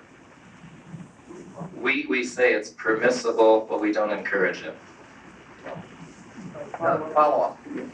Then what would your recommendation be if there were Father Dolan and Father Jenkins in the city and also the Society of Pius X?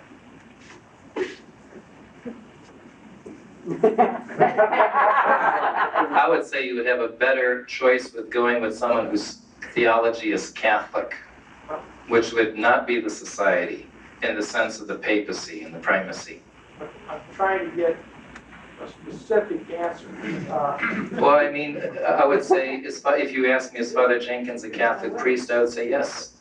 Is Father Dolan a Catholic priest? Yes. Now, the next question. Which you're trying to say. I'm trying to hammer away on the Society of Pius X. The Because of the same point you mentioned. You walk into the chapel, there's John Paul II, there's Archbishop Lefebvre, side by side. And the same inconsistency that you're talking about, some of the logic, I think some of us are concerned about.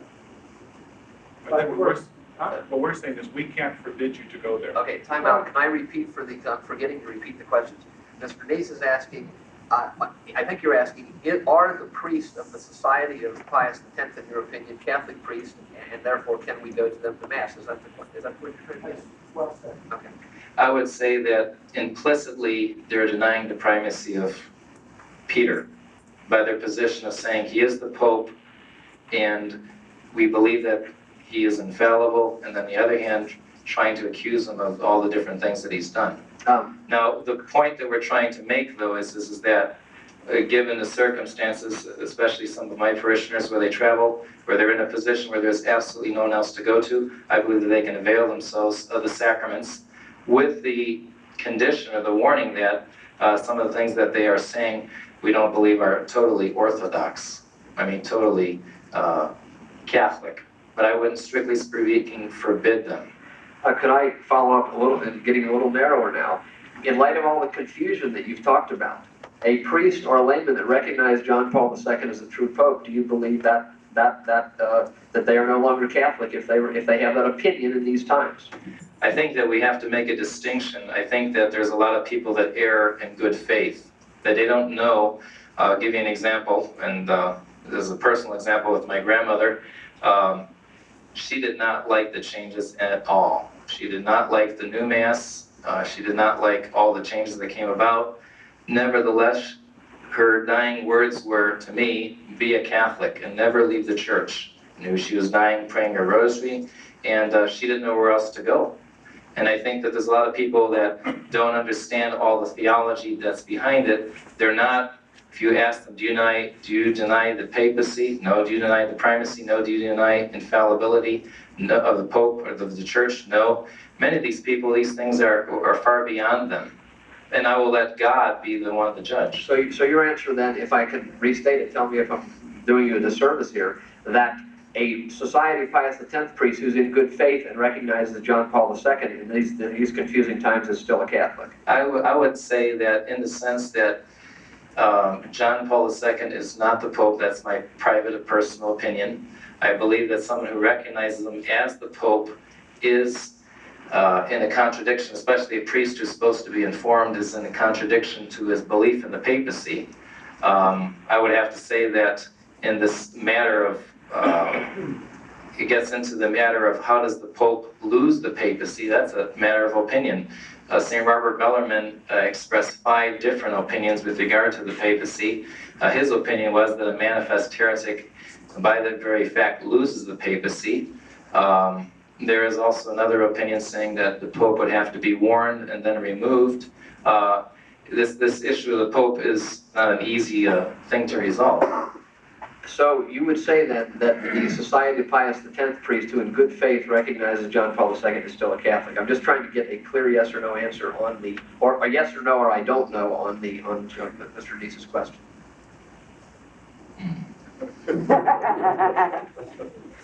I can give you my opinion. I don't believe that that they are Catholic in the sense that they. And now let me qualify that though. I know of society priests. I know of a certain priest in England, Father Gregory Sims, who believes John Paul II is a manifest heretic, and as such, he privately holds that he's not a pope. The idea, if somebody, now you're asking if somebody explicitly says yes, he is the pope, is the man a Catholic? I would say, in my mind, it depends on to the degree that he is trying to deny the infallibility of the church, and in that sense, yes, he would be a heretic. But you would not forbid people to go to the Pius X masses over across the river here? Well, I would say that they could if they wished to go. Okay. I think so. Okay, now we're starting to get some hands up, and let me try to go in order here. we just touched on something. I want to ask after, right now I'd like to ask, I see the hands that are up. Does anyone want to address the Bishop Gonzalez, Bishop Mendez issue from the floor or not? I'd like to know why not. Yeah. Okay, let me be, so we don't get, I think it would be unfair to to Bishop Pivarunas to let this point go any further before we get to your questions. Let me try to do a defense. I do not know personally whether it was Bishop Gonzalez, Bishop Mendez, I do not know. I said it quite forthrightly. I do trust the priests involved who did it, so I believe that those who are ordained are priests. That's my personal opinion. I could be wrong. I don't think I am, but let me... So you're going to base your faith on men's and one or two people's opinion? Well, let me raise this, and then you can respond to it, because I want to defend this secret ordination at this point, or private ordination, I should say, secret to some of us, in the same way that you've defended that yourselves have defended other things, and that is, if a man is a bishop before the changes started, if he is willing to follow the traditional rite, despite his personal sins, past, present, or future, if he wants to be Catholic, even if he's a weak man and maybe has vacillated, then, provided he is a bishop and he did do the right, wouldn't it be safe to say that the men ordained were certainly Catholic priests? Well, I think there's a distinction to be made. We have, in the case of the Society of St. Pius X, men who have explicitly denounced the changes of Vatican II, are not offering the Novus Ordo Missae, and have made a definite stand. I believe that they are mistaken with regard to their position, with regard to John Paul II. I don't believe that there is the external wish to deny the papacy. But on the other hand, I'd also have to say that with regard to Bishop Mendez, I am under the impression that he did and still does perhaps offer the Novus Ordo Missae. He has done on occasion for weddings. And so far as the very secrecy or hiddenness of this, he didn't want to incur anything from the Rome or the authorities of Rome. I would say that in a sense the distinction is that the society priests, and I don't wish to defend them because I don't hold to their position, but I would have to say that they have made a clear-cut break with Rome, etc. Whereas Mendez is, as I believe one priest put it, kind of Benedict Arnold, so to speak. Could I just follow up there, though? But if we are going to be lenient on Bishop Brown and Bishop Schuchard, wouldn't we have to extend the same leniency in light of a ruling from the Holy See to someone such as Bishop Gonzalez or Bishop Mendez? Could I kind of respond to that? Please. I would say, I would extend the, I would give the benefit of the doubt if I knew who I was giving the benefit of the doubt to. But to say broadly, I don't know who I'm giving. I mean, we're dealing with suppositions here. And if people are saying to me, Father, you might be in schism, so I'm not going to come to your Mass, to me, I think they have to be consistent with their standard and say, okay, well, I'm going to verify everybody today. Because like I said, when Francis Schuchard was first ordained by Bishop Brown, we were told, this is an old bishop. He doesn't want his name revealed because he's in danger. And we bought that for a year and a half, 2 years or so. That's what we were told. Francis Schuchard left, he came back. I wasn't there at the time, I came about 6 months later. But still at that time when I first came, we were told this was a Catholic bishop, there's no problem with it. So I trusted people too, and people stand up today and say, you're not a priest and you're in schism. And you went through this whole schism. Well, I didn't do anything wrong, except that I trusted somebody. If I can follow up one other thing on that in defense of, let's say it's Alfredo Mendez for the moment. In communist countries, there were secret ordinations because people were afraid of getting killed. If a bishop in today's rather ecclesiastical, terroristic atmosphere, where they may suffer all kinds of censures, maybe they're a very old man, even though we may think it's cowardly, is there any reason, if it was Alfredo Mendez who did these ordinations by the traditional rite, is there any reason to doubt the validity of those just because he was afraid to run into censorship? No. Okay. No, my doubt is on if I'm going to publicly function, somebody comes to me as a priest, says, are you a priest? I'll dig out my ordination certificate, show you the day, who did it, who was there. You can check it out. And I think this is something you have to do today. People come to lectures we give on the message of Fatima, and they say, Father, I don't believe anything you're saying. You know what we say? Fine, do two things. Pray the rosary every day and check it out. Check it out. Don't believe what I say. One man stood up and he said, you know, here you tell me the Pope isn't the Pope, the Cardinals aren't the Cardinals, the bishops aren't the bishops. Who are you to tell me that all these people are wrong and you're right? I said, I shouldn't. You go check it out. I don't think, you know, check it out. Okay, now we'll probably come back to this. You can keep the microphone. We'll probably come back to this point. Now let's try to roll through the people that have raised their hand. Jason, you're taken care of through that exchange. Mrs. Wagner. Jim, you played the devil's advocate in defending the other side with the ordinations and everything. Which side? The Jenkins side. Okay. Okay. The other side. Why then? Well, that's how it's. I understand. I just want to. Why do we in Sharonville always have to give the consideration when we this past summer or fall, you know, it was the final blow of the split of everything with in community with, you know, and maybe if the bishop and father could address that, you know, from another point of view other than Father Kelly. Okay, I think your question is why does Sharonville always feel like they're second-class citizens and have to give the benefit of the doubt? We're the ones that are wrong, and that's obvious, you know. In the eyes of the Father Yeah, Jenkins. right. Okay, can I speak for myself? I give the benefit of doubt to all sides as much as possible. The reason. I'm not addressing what you did. Okay. I'm saying that's Okay. always the mode of operation. Right, before the clergy answers here, there was a Dr. Mara who came through town, and somebody asked him why he wasn't writing for a certain paper anymore, and he said, the rule is, I get along with everybody, nobody gets along with me. So I think sometimes all of us will find that to be the case, and we've got to be very lenient in these times, because I don't doubt that Father Jenkins holds sincerely his position. I've heard him, yet I disagree with him. Yet I disagree with him at the moment. Yes, Bishop and Father, you want to respond? Kind of way I would respond to that is when I was a little boy sitting on the porch, these non-Christian neighbors would walk by and yell, you dirty Catholic, you dirty Catholic. And I'd say, you dirty such and such. And my mother was on the porch right now, paddling me. I said, but they said, she says, you're a Catholic, you can't say that. So we have to sit on the porch where these people walk by and say, you dirty Catholic, and that's part of being Christian, I guess. Is you just have to take the lumps and be charitable and give people the benefit of the doubt. Did anyone over here have their hand up that I missed? Father Greenwell, did you have your hand up at one point, or are you okay? I had my hand up when we were talking about the old Catholics. Okay, we'll get back. Let me move to you in just a second. Back to Elsa Bowman over here. I want to finish this, what you Yes, you mentioned. didn't get. Well, no, okay. You know why, Marilyn, you think that we are acting like second-class citizens. And I hate to say we and them, it's awful. Because, you know, we are all Catholics. And we should forget those tiny things. Is that we forget charity. Is to have charity is not to be a second-class citizen.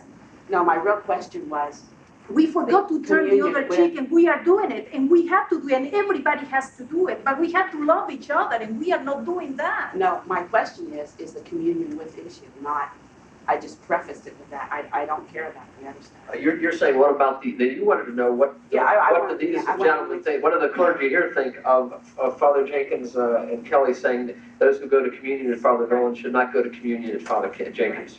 Okay, there. Is that a clear question? I think it's an inconsistent thing that they do. I know the case, Father Mario Blanco is a priest in Seattle, Washington. He says a Latin Mass there. Bishop McKenna has been out to confirm the children for Father Blanco. Father Blanco went on vacation or someplace. Father Zapp came up and said Mass for Father Blanco. This was 6 months ago. Now Father Blanco's in communion with Bishop McKenna. So why can Father Zapp go there and say Mass for him? Isn't that communication, whatever? You know, I don't think it does. I don't think that's the way it is. And what I would urge people to watch out for is control groups. People saying this is the way you have to do it. Anybody who comes across you and says, I think the bishop would agree with me, the priests from Mount St. Michael's, the nuns would agree with me. You know what happened when Bishop Shakard left? My view of the Catholic Church went from this to this. I realize there's a lot of things Catholics can believe. Catholics can disagree about things. You know, and I think some priests are saying, no, my way is the only way. And that's why they say, well, this taint of schism and all this stuff, because they're saying, I have the truth. I don't believe there's any one person here in the whole world today who has all the truth, except those things which are revealed, taught in us. Before we get to Father Greenwell, I want to raise and we have Sean Murray after Father Greenwell. I want to bring up one point that really bothers me about a lot of the traditional clergy, and I'd like you to respond.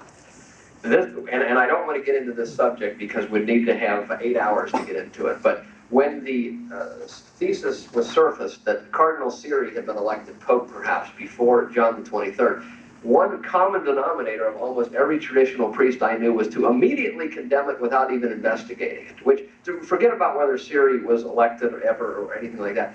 This was very disturbing to me. On the one hand, we're saying John Paul II can't be the Pope. On the other hand, here comes, well, gee, someone was elected before John the 23rd, and all the traditional priests just immediately couldn't care less about investigating it with very few exceptions. My question is, isn't our only hope of ending this bickering and returning to certainty of mind as a restoration of the normal operation of the papacy and the Holy See? Isn't that our only hope to end all of the bickering such as we kind of have going on in a high-class manner here tonight? I believe that, you know, if we go back to the history of the church, you have in the Great Western Schism a tremendous division within the church of great magnitude where 3 men were claiming to be Pope. And this situation didn't go on for just a year or 2 years, it went on for some 25 years.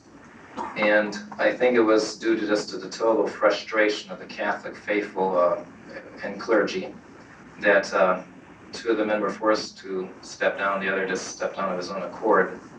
And then they were left with a mess. They didn't know who the cardinals were, legitimately appointed cardinals. They weren't as sure who the legitimately appointed bishops were with jurisdiction. They weren't sure of a lot of things. The one thing they were sure of is that the church has the right to have a head, and they provided for the emergency of the time, and they set down some definite rules about who would participate in the election of Martin V. Now, what I'm saying is that I think that ultimately we need a pope to resolve a lot of these issues and to create unity. On the other hand, I believe that this is something that we should still nevertheless try to work for. We shouldn't just throw up our arms and say it's impossible because there's no pope. Do you believe there's any other possible solution other than the restoration of the papacy or the second coming of Christ to resolve this confusion we're in? Personal discussion among the clergy. We've had priest meetings at Mount St. Michael with other priests, those not at Mount St. Michael, including priests who recognize John Paul II as the Pope, Father Leonard Giordina, Father LeBlanc from Phoenix, other priests. And it's interesting because with the discussion, they come to the realization of a lot of the points that we start to realize we have a lot of things in common. There's a lot of things that we can agree to. There may be some things that there may be some things we disagree on, but those things are matters of opinion that we need to work at and continue to discuss. I don't mean to appear to be a badger here, but could I just follow up one more time on that? Do you think there's any other hope to resolve all these questions other than the restoration of the papacy and a true pope, again, operating as we were used to before 1958? Yeah. Father Fouey.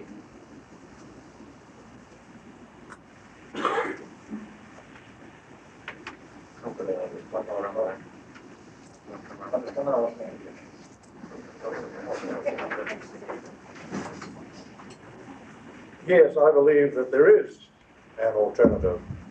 Mike's on. Clip your microphone. There we go.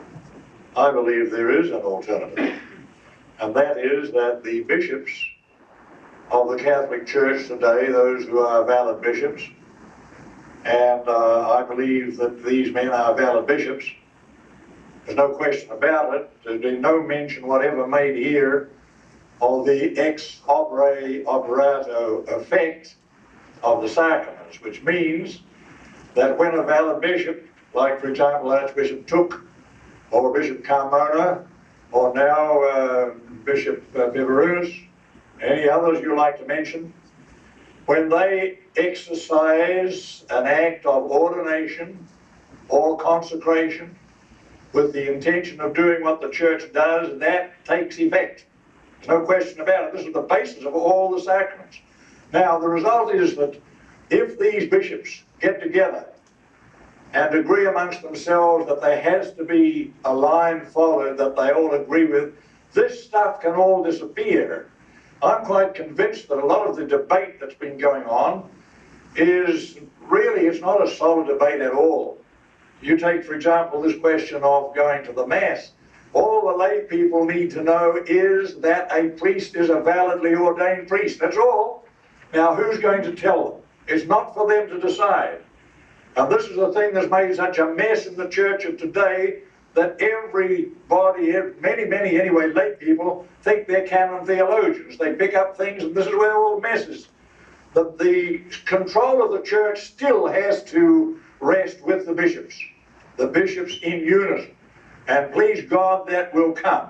There was another point I want to mention, if I may, and that is the question about going to Mass on Sunday.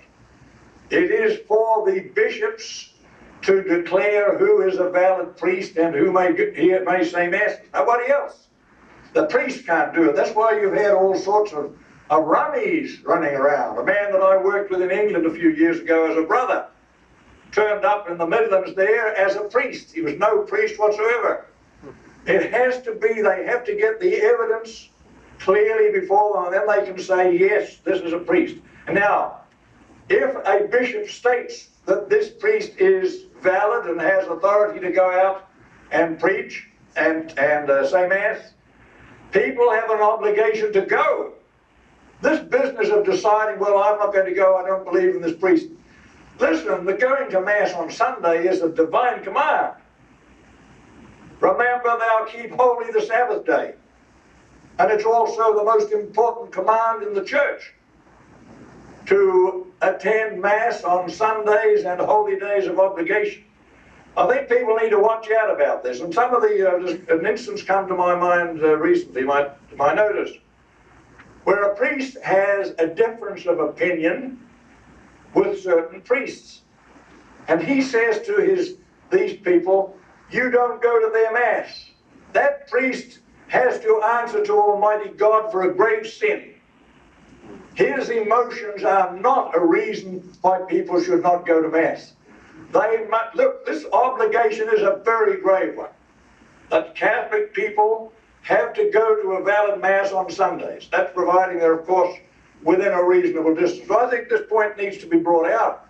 It's not for people to decide, well, I'm not sure whether this fellow's a Catholic. If the bishops say, and they're the ones responsible, no priest should be given permission to say Mass unless the bishop is sure that he is validly ordained and that he is within his rights telling him to say Mass for people.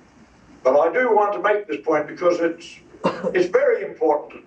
For my own part, when it comes to all these different groups of men, different priests, I'd say drop the matter altogether. You're not going to settle it because there's nobody to settle it. Not even the groups of priests, of the bishops themselves, can really settle that. But any of these men that are validly ordained, let them say Mass, and please go to that Mass and stop quibbling about schism and all these other things and heresies, and this is a big mistake. Regarding those two bishops, now listen, if they were validly consecrated, ordained and consecrated, they're both important issues, then the ordination that they will carry out, if it is done with the true pontifical, those men are validly ordained. And we don't, this sort of quibbling has to stop, for heaven's sake. Already, the church, as I've said, has dropped down to maybe 200,000 people around the whole world. 200,000. 25 years ago, 30 years ago, at the time the council started, there were some 500-600 million Catholics around the world. So you can see what's left there, and we've got to be careful that this sort of childish debate which is so prevalent and so sickening and so unsolvable, stops, because otherwise the church is going to fall down. There's going to be very few people left, and the children of today are not going to get the benefits of the Catholic faith. Thank you, Father. Father Greenwell has been patiently waiting to bring up something about Old Roman Catholicism. Incidentally, ladies and gentlemen, I think we're going to go, and I ask you all to kind of hang in here if you can. I think we're going to go 30 more minutes. 10:30, we'll say a prayer and give everyone an opportunity. Try to hang in it if you can, because everyone should go home and pray about this, and I would urge you to stay and witness whatever else is brought up if you can. Father Greenwell. As far as Father Zapp with Father Blanco in California, all of the priests of the Society of St. Pius V have taken a resolution, including Father Zapp, not to give communion to the Mount St. Michael people or to those who go to the Masses where St. Michael people receive the Holy Eucharist at the same communion rail. So, in fairness to Father Zapp, I don't know all the circumstances which you're talking about. And in fairness to Father Zapp, for the faithful, I think you have to give him benefit of the doubt or call him. If any of you wish his number, I will get it. And if you find out contrary information, I would like to know it. I would be happy to give anyone Father Zapp's phone number, and you could ask him if he will give communion to the adherents of Mount St. Michael, or if he will give communion to those who go to churches where the priests back up to Mount St. Michael. In fairness to him and in fairness to us, I think you should follow through with that. Father, after this meeting and what they've went over, you still agree with that position that you just said? Let me repeat the question. Mr. Bergman is asking whether Father Greenwell still agrees with the Pius V, with the resolution of Pius V to refuse communion to Mount St. Michael people even after this meeting. Yes. Answer is yes. Okay. Do you really? Please. Use the mic, please. Oh, I'm sorry. Okay, Sean Murray. We'll get back to some of these things. Were you done, Father, or not? Well, I would like to point out what I was planning on mentioning. Go ahead. We all accept the glorious St. Pius X, all of us, as a great champion against the liberals and against modernism. This same saintly Pope condemned our own charismatics and all who cooperate in any way with his actions. Give assent to, counsel, is that correct? Let me restate. Go ahead, go ahead. How can we then refuse? We see clearly the mind of the Church of Pius X. How can we refuse today to follow those who condone? How can we refuse to follow those? To follow St. Pius X's condemnation of those when he orders to chase down through a shoe cart? If I can restate the question is Pius X condemned the schismatic line that ended up to be Schucart, and there are still 3 priests from Schucart operating at Mount St. Michael's. The question, I think, is in that decree he says anyone who gives any aid or any comfort to Matthew Arnold whatsoever is also condemned, and that seemed to me to be a fair reading of Pius X's decree. So isn't anyone who is participating with priests stemming from an old Roman Catholic line in violation of Pius X's decree? Absolutely not. I'll tell you why. Number one, I'm missing something. Maybe I'll find it. I love Pope Pius X. He's a saint. Yes. He was anti-modernist. Yes. He condemned Matthews, the whole thing. Fine. That was in 1910. The new Code of Canon Law came out in 1917. We're bound by the new Code of Canon Law. And the new Code of Canon Law says something specifically. And this is the exact same, this is the exact kind of thing I'm talking about, passing something along. There is nothing in the Code of Canon Law which says that an excommunication is passed on like that. Nothing at all. There's an ipso facto excommunication by a bishop who seeks consecration without the mandate from Rome. There's no excommunication for a priest who in good faith goes to that bishop thinking him to be a Roman Catholic bishop. When I allowed Bishop Schuckart to ordain me to the minor orders, to the subdeacon and the deacon, I went to him because he told me he was a Roman Catholic bishop. He said that, I am a Roman Catholic bishop. And I accepted him as a Roman Catholic bishop. And I have received orders as a Roman Catholic. I in no way participated in Matthews. Matthews was over and done before I was born. I was born in 1953. The Matthews thing occurred in 1910. And the Pope is talking about those who took part in a specific action. The code specifically says an excommunication does not flow. It's not an open-ended deal. Certain persons are excommunicated right now. Father Greenwell. It's not just a question of excommunication, but you also have the question of irregularity. Does not a priest who goes to a schismatic to receive orders automatically incur irregularity? Please answer that. Fine, I mean, the question is, does not a priest who goes to a schismatic to obtain orders incur irregularity? fine, but I'm trying to find something here, if I can find it. Our whole relationship with Bishop Brown, or Daniel Q. Brown, was on predication that he was a Roman Catholic, not that he was an old Catholic. We, before, when he first... Sure, lights off again, please.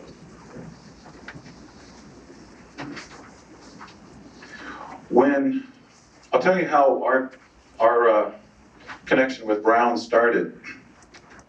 In 1969, The Wanderer, who many of you know, did a real smear on us, the Coeur d'Alene group. You know why? Because we said Paul VI was not the Pope. We said the Vatican II Mass is not a Mass, Vatican II is a false council. You know what they said? You're in schism. You're outside the church. Okay? We got a lot of bad mail because of that. People said, well, we don't like your position. We're going to hit you where it hurts. We're going to stuck. Francis Schuckart. We are Roman Catholics, nothing more, nothing less, who are forced by circumstances to function temporarily without a pope. We follow the doctrine, dogma, and liturgy of the Roman Catholic Church. Our holy orders are descended from the Church of Utrecht, Holland. We are not schismatics, apostates, heretics. On the contrary, we look forward to the day when we can be united with a valid Holy See. We are not in communion with any other church or denomination. Now, whatever Brown did, when he presented himself to us, he said, I am a Roman Catholic. We worked with him on the assumption that he was a Roman Catholic. Also, to show you the point we're trying to make, this is a letter that Brown wrote to the Coeur d'Alene Press, which was the local press, where he restates those. Now, this is a copy, but it is signed by him down at the bottom here. This is April 14th of 73. He says, first of all, I am not an old Catholic bishop. It is true that I was consecrated a bishop in that church, and validly since the Roman Catholic Church has accepted them. However, to avoid any connection with schism, I severed all ties with the old Roman Catholic Church before consecrating Schuckart. He says, that was in here, he says something about abjuration, but I guess it's another letter.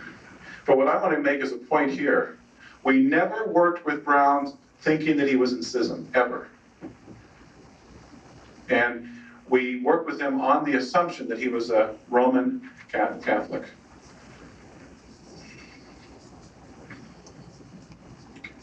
Father, or His Excellency just showed me from the commentary on the Code of Canon Law, Canon 986 says, an irregularity cannot arise except from a crime.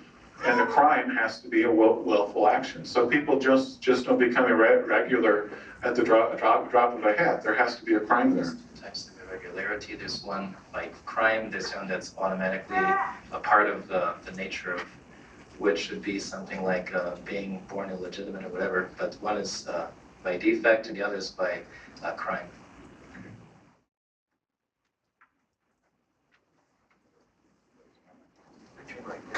I must say, we have the lights again, that the first letter from Bishop Brown there was standard fare, though, of old Roman Catholics. This is one of the things that concerns me anyway. A lot of the old Roman Catholics, now that there's confusion in the Vatican, say, oh gosh, we wish we had a pope. And you wonder if they're sincere because they know darn well there's not going to be a pope next week or the week after. So this is why there's some concern over the whole, over what may be coming across, Father, as a not quite clear-cut willingness for you to objectively condemn Schuchart's actions. I can condemn something in an abstract. To condemn a specific action, I have to be inside of a man's brain and know what he's thinking. And I'm willing to give the benefit of the doubt to anybody that I'm not going to climb inside their brain and pretend to know what they're thinking. People will say, was Schuchart's orders and all this? I know of people who died with the sacraments because of what he did. Now, I know God will allow evil to draw good from it. What I'm saying is, I'm not claiming to be a pope.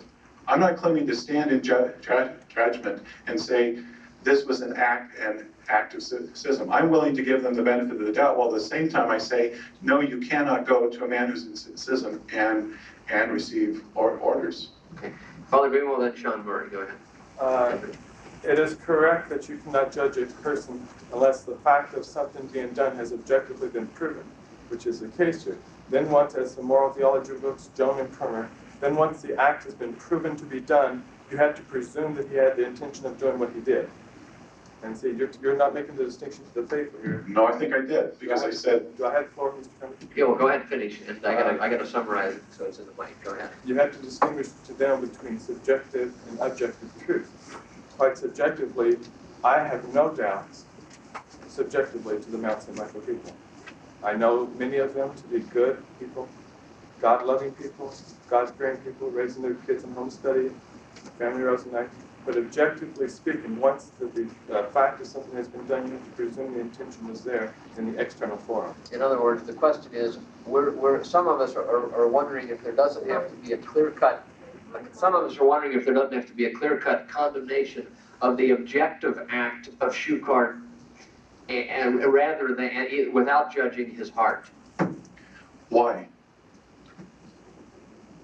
Well, for the benefit of people who might be tempted to take similar actions in the future. Okay. I've stood here tonight and said, I am a Roman Catholic. I was baptized in the Roman Catholic Church. I went through Roman Catholic grade school. I went through Roman Catholic high school. I stopped going to the Vatican II Mass in 1969, 1970, so I could save my faith. I never in my life received orders from an old Catholic. If he was an old Catholic, he didn't tell me about it. For me to be in schism, I have to know that. Now, why is it important for me to make a judgment on that man? I don't think I have the right to make a judgment. I can judge a case. I can say, yes, a case is wrong. But I can't go to a specific man and judge him unless he makes his conscience clear to me. I can say objectively something you do is wrong. I can look at an action, I can say the action objectively is wrong. But to say it's a sin for you, to say I have to know more about it, I have to be inside of your head to do that. I will admit that going to an old Catholic is wrong. If Schuchart did that, if Schuchart said, I'm going to Brown as an old Catholic to get orders, that's wrong, and I reprobate that. Did he in fact do that? I don't know. And I think you'd have to be inside of the man's head to find out exactly what he did. Brown had, now, was it a mistake? Possibly, sure, okay, it was a mistake. But what, my point, my dear friends, is one of the Society of Pius V priests asked me the same question 3 or 4 weeks ago, and I said, okay, worst case scenario. Schuchart went to Brown, pulled out a checkbook, said, I want to be a bishop, how much is it going to cost? And he writes him a check and he gets ordained and consecrated the same day. Suppose they break every law doing it except the fact that he's valid. How does that affect me today? How does that affect me? I've been ordained, not by Schuchart, I've been ordained by Bishop George Mussi. I stood before you and what else can I do? Except to say, I've come through a Catholic background. If I made a mistake, if the bishop has made a mistake, if the priests and the nuns here have made mistakes, we've certainly atoned for it in the 14 years that I was under Schuchart. I assure you, I've atoned for it. And that's what I'm saying. And I'm saying people are latching on to that argument because they don't have a better one. And the argument is not Brown, the argument is not Schuchart, the argument is the Tuck ordinations right now, the validity of these orders right now. What are we doing right now? You know, people will go back and they'll say, well, this is what happened 20 years ago. I never knew Brown, I never met Brown, I was a latecomer. on the scene. And nobody here is stopping to talk about what has the community done since then and what apostolic action is the community pursuing right now. And I think that's a point to be addressed. Okay, Father Greenwell, one more, and then we'll go to some other people. Yeah, go ahead. Father Greenwell, one more follow. It's true that no one can call in, as you said, into the mind of someone to know what they're doing. As you're probably more aware of than I am, the church does not judge the internal. She has to judge what the person is doing on the external. That's all that I'm saying, and that's what Do we have the church to do that judgment? The priest has to judge whether some, all of us, as a great champion against the liberals and against modernism, this same saintly Pope condemned our own Harris Matthews and all who cooperate in any way with his actions. Give assent to, counsel, is that correct? Let me restate, go ahead, go ahead. How can we then refuse? We see clearly the mind of the Church of Pius X. How can we refuse today to follow those who condone? How can we refuse to follow those? To follow St. Pius X's condemnation of those when the orders chase down through a shoe cart? If I can restate the question is Pius X condemned the schismatic line that ended up to be Schuckardt, and there are still 3 priests from Schuckardt operating at Mount St. Michael's. The question, I think, is in that decree, he says anyone who gives any aid or any comfort to Matthew Arnold whatsoever is also condemned, and that seemed to me to be a fair reading of Pius X's decree. So isn't anyone who is participating with priests stemming from an old Roman Catholic line in violation of Pius X's decree? Absolutely not. I'll tell you why. Number one, I'm missing something. Maybe I'll find it. I love Pope Pius X. He's a saint. Yes. He was anti-modernist. Yes. He condemned Matthews, the whole thing. Fine. That was in 1910. The new Code of Canon Law came out in 1917. We're bound by the new Code of Canon Law. And the new Code of Canon Law says something specifically. And this is the exact same, this is the exact kind of thing I'm talking about, passing something along. There is nothing in the Code of Canon Law which says that an excommunication is passed on like that. Nothing at all. There's an ipso facto excommunication by a bishop who seeks consecration without the mandate from Rome. There's no excommunication for a priest who in good faith goes to that bishop thinking him to be a Roman Catholic bishop. When I allowed Bishop Schuckardt to ordain me to the minor orders, to the subdeacon and the deacon, I went to him because he told me he was a Roman Catholic bishop. He said that, I am a Roman Catholic bishop. And I accepted him as a Roman Catholic bishop. And I have received orders as a Roman Catholic. I in no way participated in Matthews. Matthews was over and done before I was born. I was born in 1953. The Matthews thing occurred in 1910.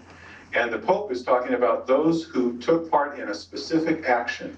The code specifically says an excommunication does not flow. It's not an open-ended deal. Certain persons are excommunicated right now. Father Greenwell. It's not just a question of excommunication, but you also have the question of irregularity. Does not a priest who goes to a schismatic to receive orders automatically incur irregularity? Please answer that. Fine. The question is, does not a priest who goes to a schismatic to obtain orders incur irregularity? Fine, but I'm trying to find something here, if I can find it. Our whole relationship with Bishop Brown, or Daniel Q. Brown, was on predication that he was a Roman Catholic, not that he was an old Catholic. We, when he first... Sure. Lights off again, please.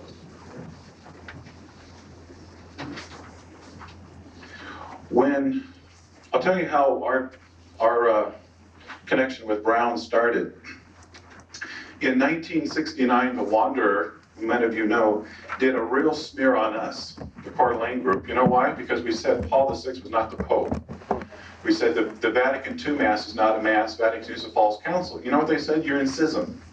You're outside the church, okay? We got a lot of bad mail because of that. People said, well, we don't like your position. We're gonna hit you where it hurts. We're gonna stop giving you money. So among all the letters, we got a letter from a man who's back to him, Francis Schuckart.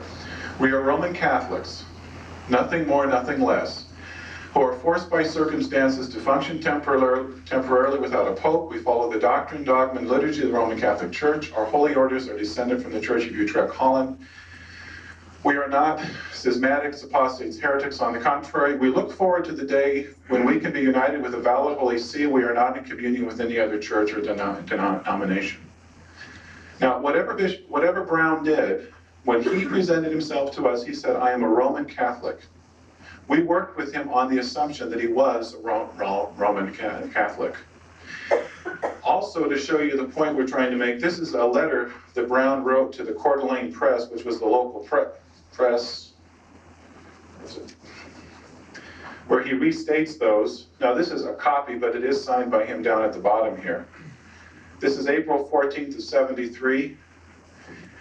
He says, first of all, I am not an old Catholic bishop. It is true that I was consecrated a bishop in that church, and validly since the Roman Catholic Church has accepted them.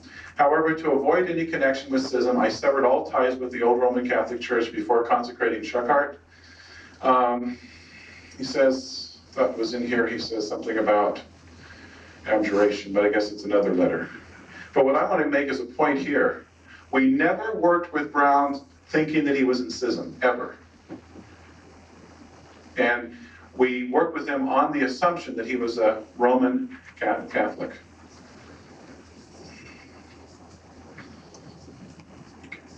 Father, or His Excellency just showed me from the commentary on the Code of Canon Law, Canon 986 says, an irregularity cannot arise except from a crime.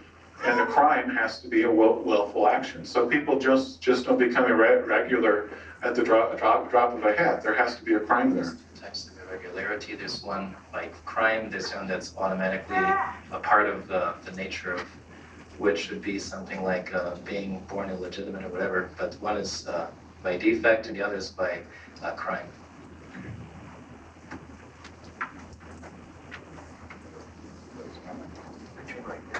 I must say, we have the lights again, that the first letter from Bishop Brown there was standard fare, though, of old Roman Catholics. This is one of the things that concerns me anyway.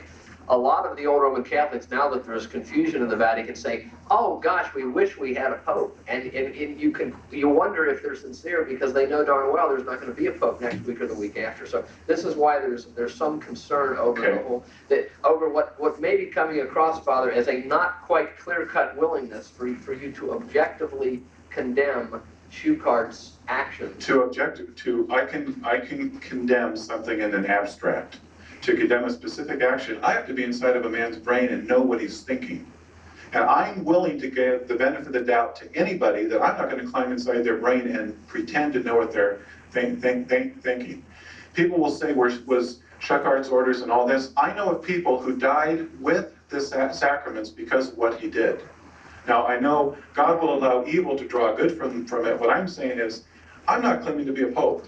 I'm not claiming to stand in judgment and say this was an act of schism. I'm willing to give them the benefit of the doubt, while at the same time I say, no, you cannot go to a man who's in schism and receive orders. Okay. Father Greenwell, then Sean Murray, go ahead. It is correct that you cannot judge a person unless the fact of something being done has objectively been proven, which is the case here. Then once, as the moral theology books, Joan and Kerner, then once the act has been proven to be done, you have to presume that he had the intention of doing what he did. And see, you're not making the distinction to the faithful here. No, I think I did, because I said... Do I have the floor, Mr. Kerner? Yeah, well, go ahead and finish, and I gotta summarize it so it's in the mic. Go ahead. You have to distinguish to them between subjective and objective truth. Quite subjectively, I have no doubts, subjectively, to the Mount St. Michael people. I know many of them to be good people, God-loving people, God-fearing people, raising their kids in home study, family rose night. But objectively speaking, once the fact of something has been done, you have to presume the intention was there in the external forum. In other words, the question is, some of us are wondering if there doesn't have to be a clear-cut, some of us are wondering if there doesn't have to be a clear-cut condemnation of the objective act of Schuchard, and rather than, without judging his heart. Why? Well, for the benefit of people who might be tempted to take similar actions in the future. Okay. I've stood here tonight and said, I am a Roman Catholic. I was baptized in the Roman Catholic Church. I went through Roman Catholic grade school. I went through Roman Catholic high school. I stopped going to the Vatican II Mass in 1969, 1970 so I could save my faith. I never in my life received orders from an old Catholic. If he was an old Catholic, he didn't tell me about it. For me to be in schism, I have to know that. Now, why is it important for me to make a judgment on that man? I don't think I have the right to make a judgment. I can judge a case. I can say, yes, a case is wrong. But I can't go to a specific man and judge him unless he makes his conscience clear to me. I can say objectively something you do is wrong. I can look at an action, I can say the action objectively is wrong. But to say it's a sin for you, to say, I have to know more about it, I have to be inside of your head to do that. I will admit that going to an old Catholic is wrong. If Schuchard did that, if Schuchard said, I'm going to Brown as an old Catholic to get orders, that's wrong, and I reprobate that. Did he in fact do that? I don't know. And I think you'd have to be inside of the man's head to find out exactly what he did. Brown had, now, was it a mistake? Possibly, sure, okay, it was a mistake. But what, my point, my dear friends, is one of the Society of Pius V priests asked me the same question 3 or 4 weeks ago, and I said, okay, worst case scenario.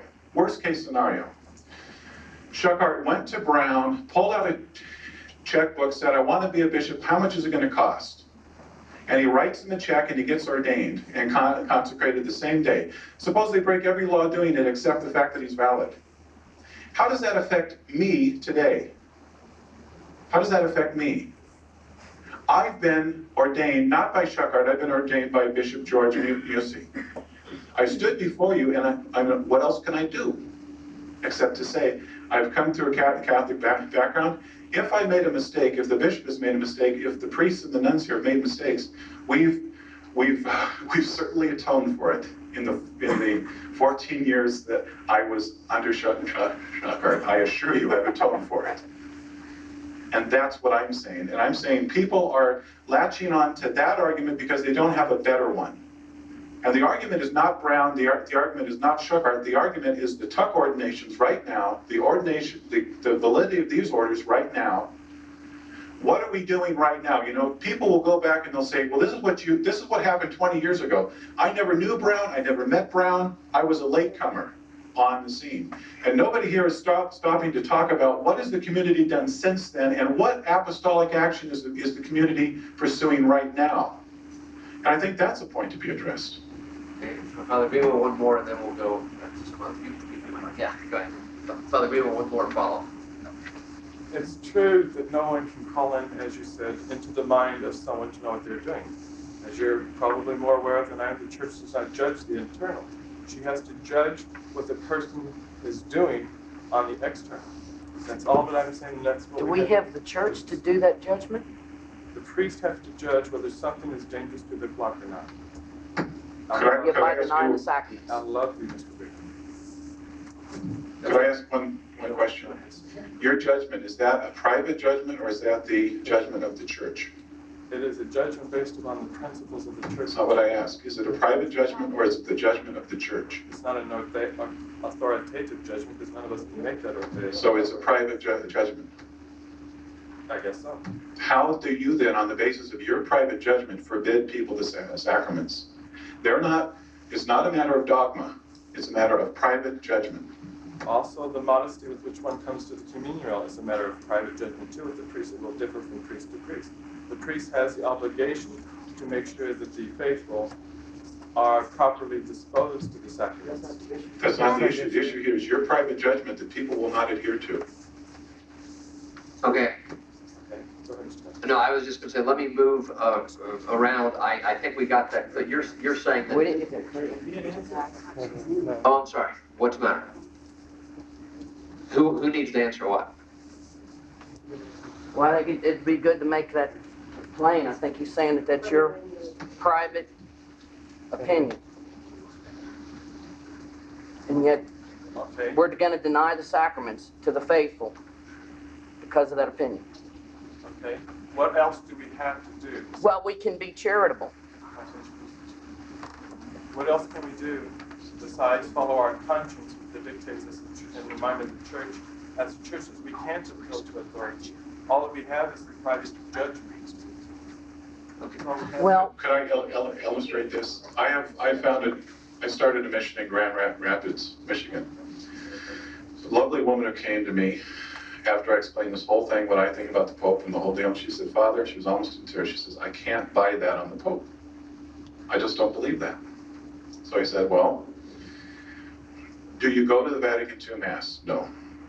Do you obey the local bishop? No. He's way off base.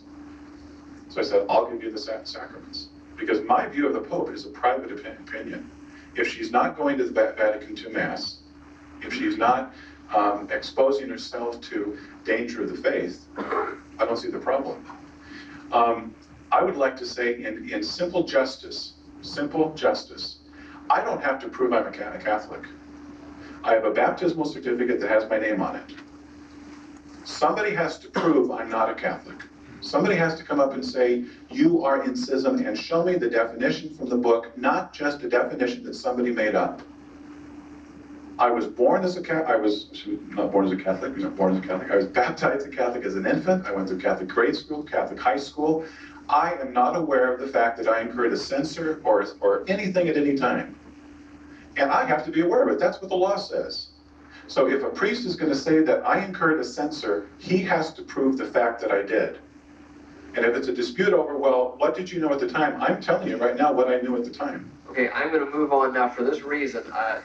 Admittedly, Father Greenwell could come up here and take the mic and address, but the clergy here is on the hot seat in a certain sense, and we can't get diverted into Pius V defending themselves for everything they've done. It seems to me that there's a lot of latitude for opinions on all these things, and that's why I'm reluctant to condemn any of the factions if they're doing it in sincere conscience, because there's so much confusion. Sean Murray.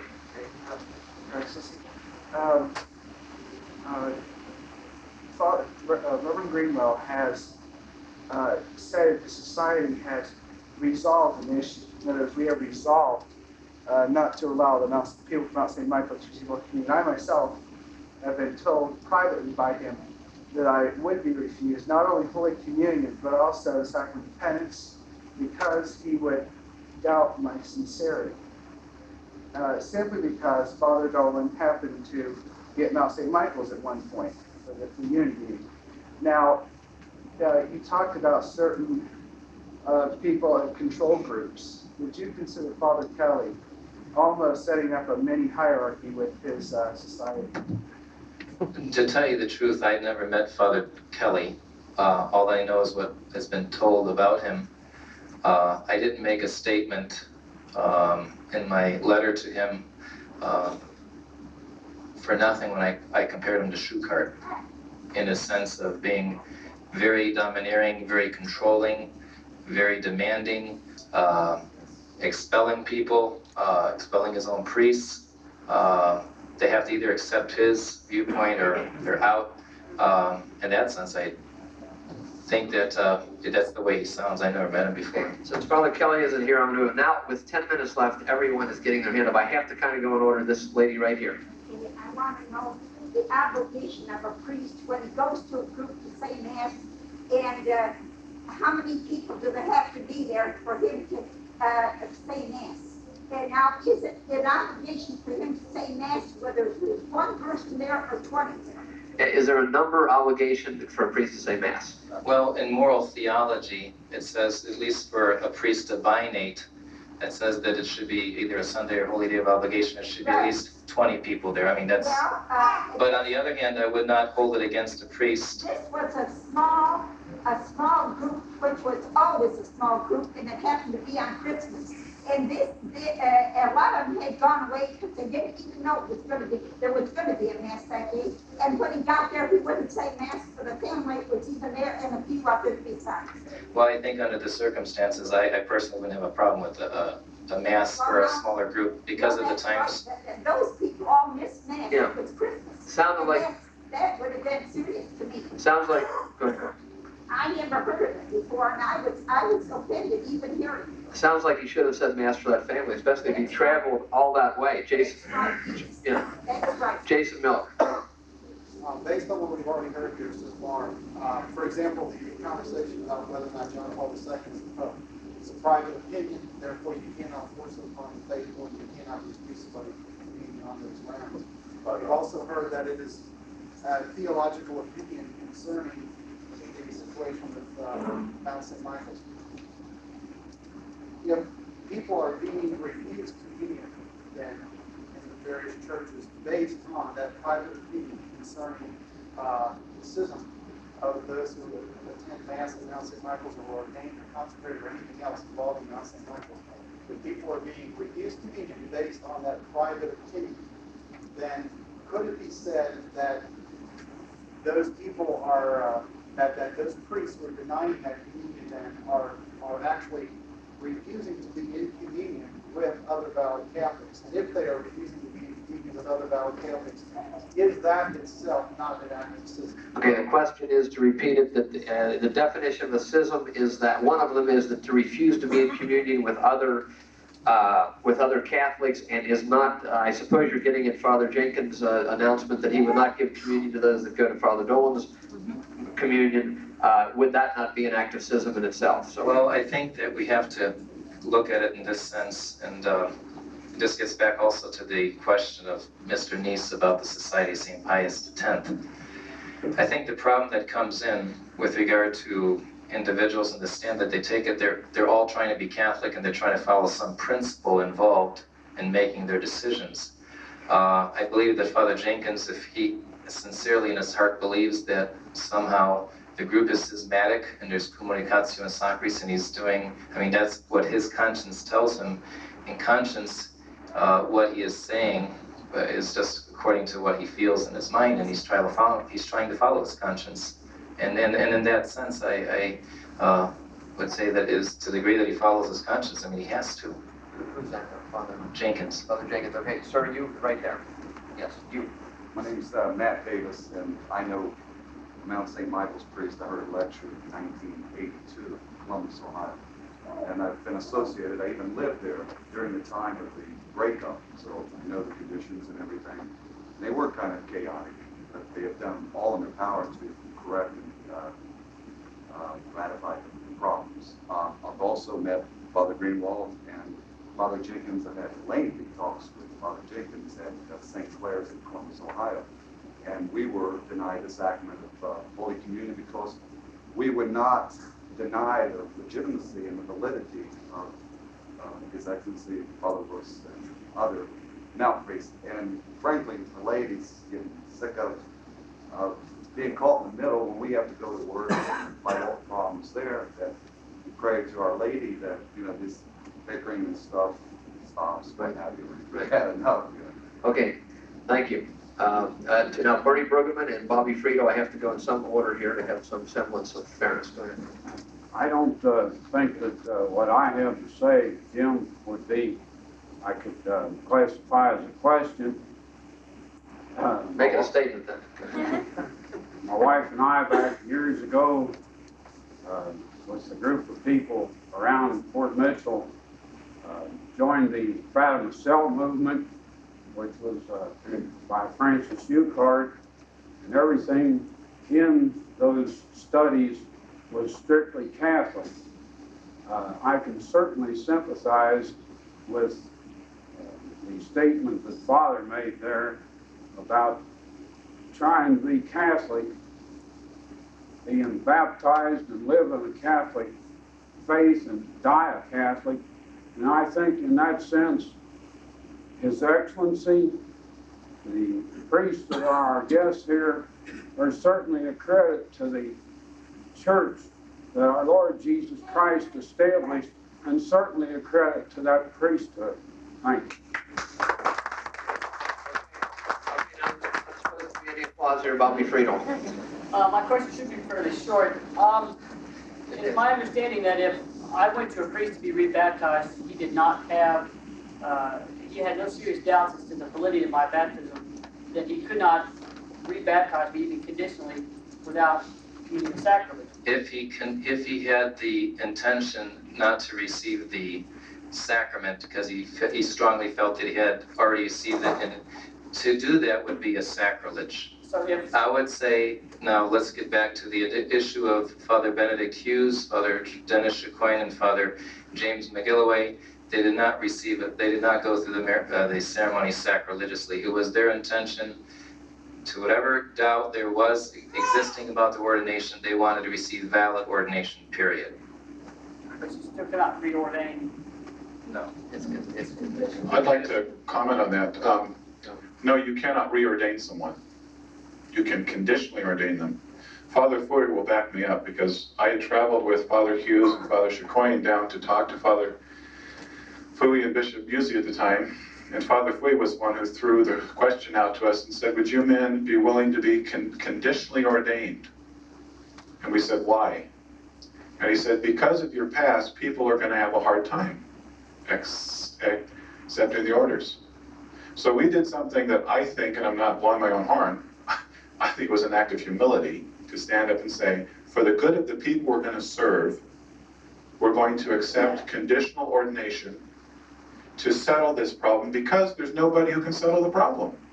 Also, what are we left with? We're in an unconscionable problem. That we have orders that are always going to be open to doubt, so now to settle that. There is no Holy See. You can't draw in an analogy and say, well, in normal times would go to Rome. If we were normal times, none of us would be in this hall. We'd all be home. We're not in normal times. And you have to do the best you can do in the circumstances that you're in. Okay, everyone is getting busy at near the end of the time here. Mr. Benzel had his hand up, and I have a few more, so we'll go. Make a statement first. We're lucky here to have about 6 choices for match. So this would result in and they're all valid reasons. There's no reason why I can't go where I choose. But you could look at this aspect. Maybe I want to go where it's least resistance, where I'm least condemned.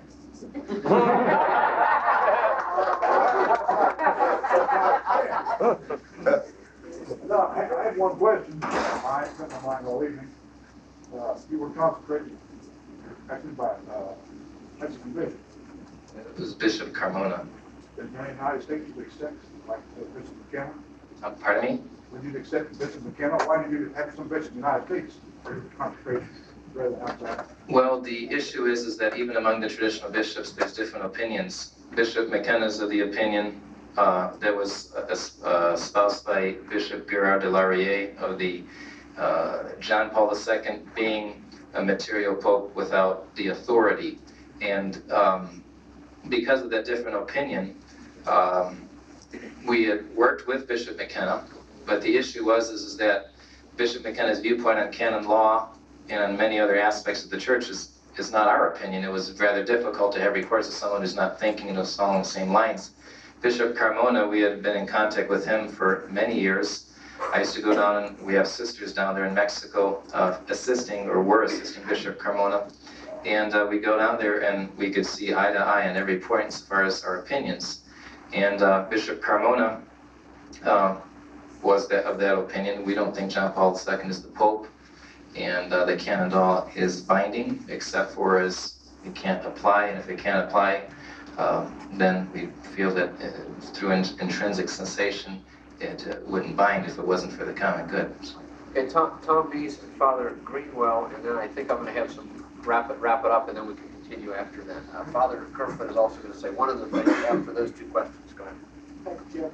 I'd like to repeat just a point, Your Grace, that you made before. Sure. And then to confirm that from Father Jenkins' very lips himself. I believe there is a resentment somehow that we feel that a priest with a private opinion is setting himself up as an authority over us, and we heard the repartee back before.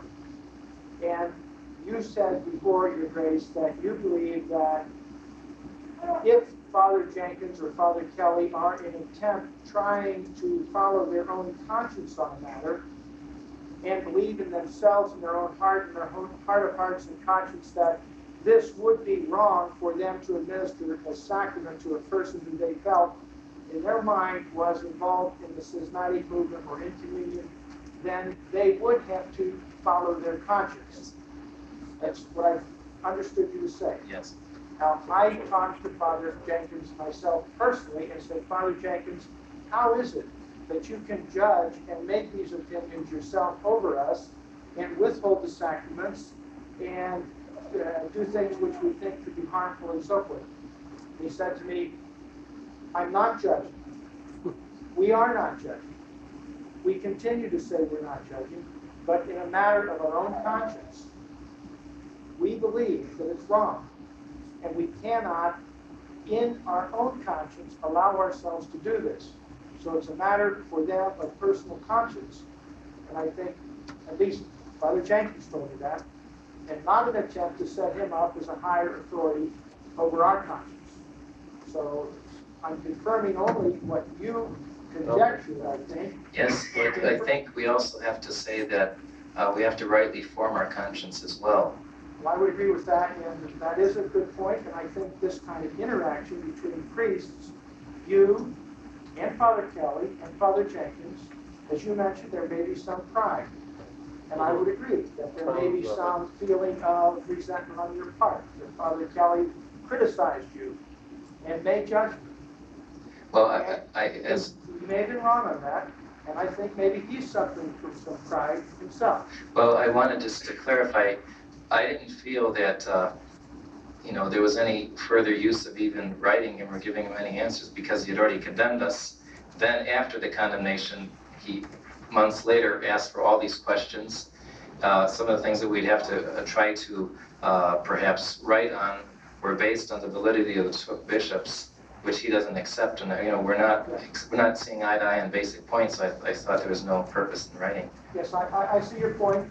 I agree with your point there. It's a difficult one, but the thing that we all worry about is what is actually happening here is that when the priests, traditional priests, are openly squabbling and taking positions, they lose their moral authority with the lay people and with each other. I would have to certainly agree, and also say that I think it's perhaps the best course is a lot of these issues be settled amongst the laity, not amongst the laity, amongst the clergy, because the laity don't need to hear this squabbling back and forth. I know of one issue that came up in 1986 where there was such a public meeting, but clergyman against clergyman, it just got very ugly, and I don't think anyone won except for the devil. And I appreciate the clergy tonight not having that happen. Mr. Nees, am I mischaracterizing you, though, to say that if Father Jenkins, Kelly, Fathers Greenwald actually have some qualm of conscience, we have to respect their qualm of conscience just as they have to respect ours? Are you saying that too, or not? I mischaracterized what you said. That was my, no, I think you might mischaracterize a little bit, Jim, because I said to him, I don't feel I'm in sin. And yet you would withhold the sacraments from me. He said, I'm not judging you to be in sin. He says, well, I'm just telling you what he said and how his conscience. He says, but in my mind and in my conscience, I cannot do this because I would be getting scandal and I would be affecting the development. So within my own conscience. So that was his belief. Okay. Two more, and then I'm going to sum up. I'm sorry, we can stay after this, but I got to say the prayer as soon as people that want to leave can leave. Father Ahern's brother is here, and I think I'm going to slip him in before Father Greenwell. Father Ahern, go. I just ordained him. That was an illegitimate ordination. Invalid. Go ahead. I'll just make a point here. Part of the time we're pitting the Society of St. Pius V against Mount St. Michael's. Now, there are other people who do have concerns about Mount St. Michael's. Father Collins, Father Berry, Father Sanborn are not in the Society of St. Pius V and obviously have had differences with Father Kelly somewhere along the line. for that to be the case, and I guess there are other priests also. And I would say that because a lot of the laity do have concerns about Mount St. Michael's, they would like to see these concerns resolved. Is there any way to have some sort of amicable conference of priests with open minds, not just two warring parties, to actually investigate the matter and try to come to some decision, not based on public meetings or fights or sermons against people or statements printed against people, but actually follow some textbook method of trying to get an answer? I think what you're asking is, would the clergy at this table meet with Father Kelly and Father Jenkins? Would they be willing to do so? I think you probably have to throw in some other priests. And some other priests. And some would they be willing to meet? Would they be willing to meet? And then I think that's what the laity wants. They want this thing resolved. Yeah, and then they want Father Kelly proven right, or Mount St. Michael's proven right, or the other one proven wrong. They want a solution. We're going to have Father Kerfoot respond. Okay, Father Kerfoot has something he wants to say. Then I promise Father Greenwell is going to get the last word, because I appreciate him coming into what is basically hostile territory here tonight. And then I'm going to sum up. Go ahead. I want to respond to that. Over the past several years, ever since Chuck Arts left, anytime there's been a meeting of traditional priests, we've sent priests there. This last summer, we sponsored a meeting of traditional priests at Mount St. Michael's to do just what you were talking about. And how many outside priests did we have? 7 or 8? Something like that. 7 or 8 outside priests from around the country who are not connected with us who came. And we got responses from about 20 more who would have come, but they said that they found out about it too late. This July, there's a group of priests, probably about 25 or 30 priests, who've already agreed to meet in Phoenix to discuss some of these things. And I don't think that we're not willing to talk to people. We're more than willing to talk to people. But you know what happens is we get prejudged, and priests will say, "Well, we're not going to have anything to do with the meeting if there's priest and citizen there." You know? You also have further that this, like I was saying when I first began this meeting, you also have two sides bumping heads radically. You know, you have Father Kelly and Father Jenkins, Father Dolan and Father Cicada. This is what caused the confusion, because you see what you feel are competent priests arguing about an issue, but ultimately, who is the authority that could settle it once and for all? Neither Father Kelly, Father Jenkins, Father Dolan, Father Cicada, none of them are the authority that can settle it once and for all. You know, what we talked about tonight has been pretty much covered by Father Kelly and Father Jenkins in their letters, and Father Dolan and Father Cicada in their letters, vice versa. The first stone, enough said. They all wrap it up, and you know, they still haven't come to an agreement after, I feel, an exhaustive consideration of all things considered. I mean, I don't think they could add anything more or less to what they've already said. Yes, sir. I think that once again is the case that you have two sides that are prejudged. I think, like with Father Dolan Cicada, prejudged Mount St. Michael's to be legitimate, and Father Kelly, Father Jenkins have prejudged them to be very wrong. And you're right, you've got two sides bumping heads. We need a buffer zone. We need something where you have competent, independent priests get together in some neutral territory to try to work this out. Okay. Although I do have the fear that an independent priest will be hated by both sides.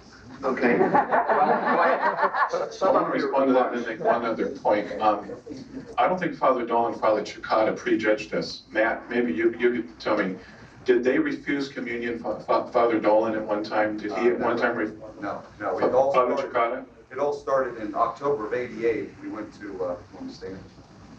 Well, I just want to know, as far as I know, okay. As far as I know, Father Dolan and Father Cicada didn't prejudge us. They came out there to see what's going on. Yeah. That's the difference.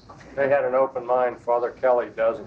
The other point I wanted to make is that sometimes in the letters, and this is an issue that hasn't been touched on, I just want to address it real quickly. In several of the letters, Father Kelly, I believe, has said, we're in schism because we founded our own church called the Tridentine Latin Rite Catholic Church.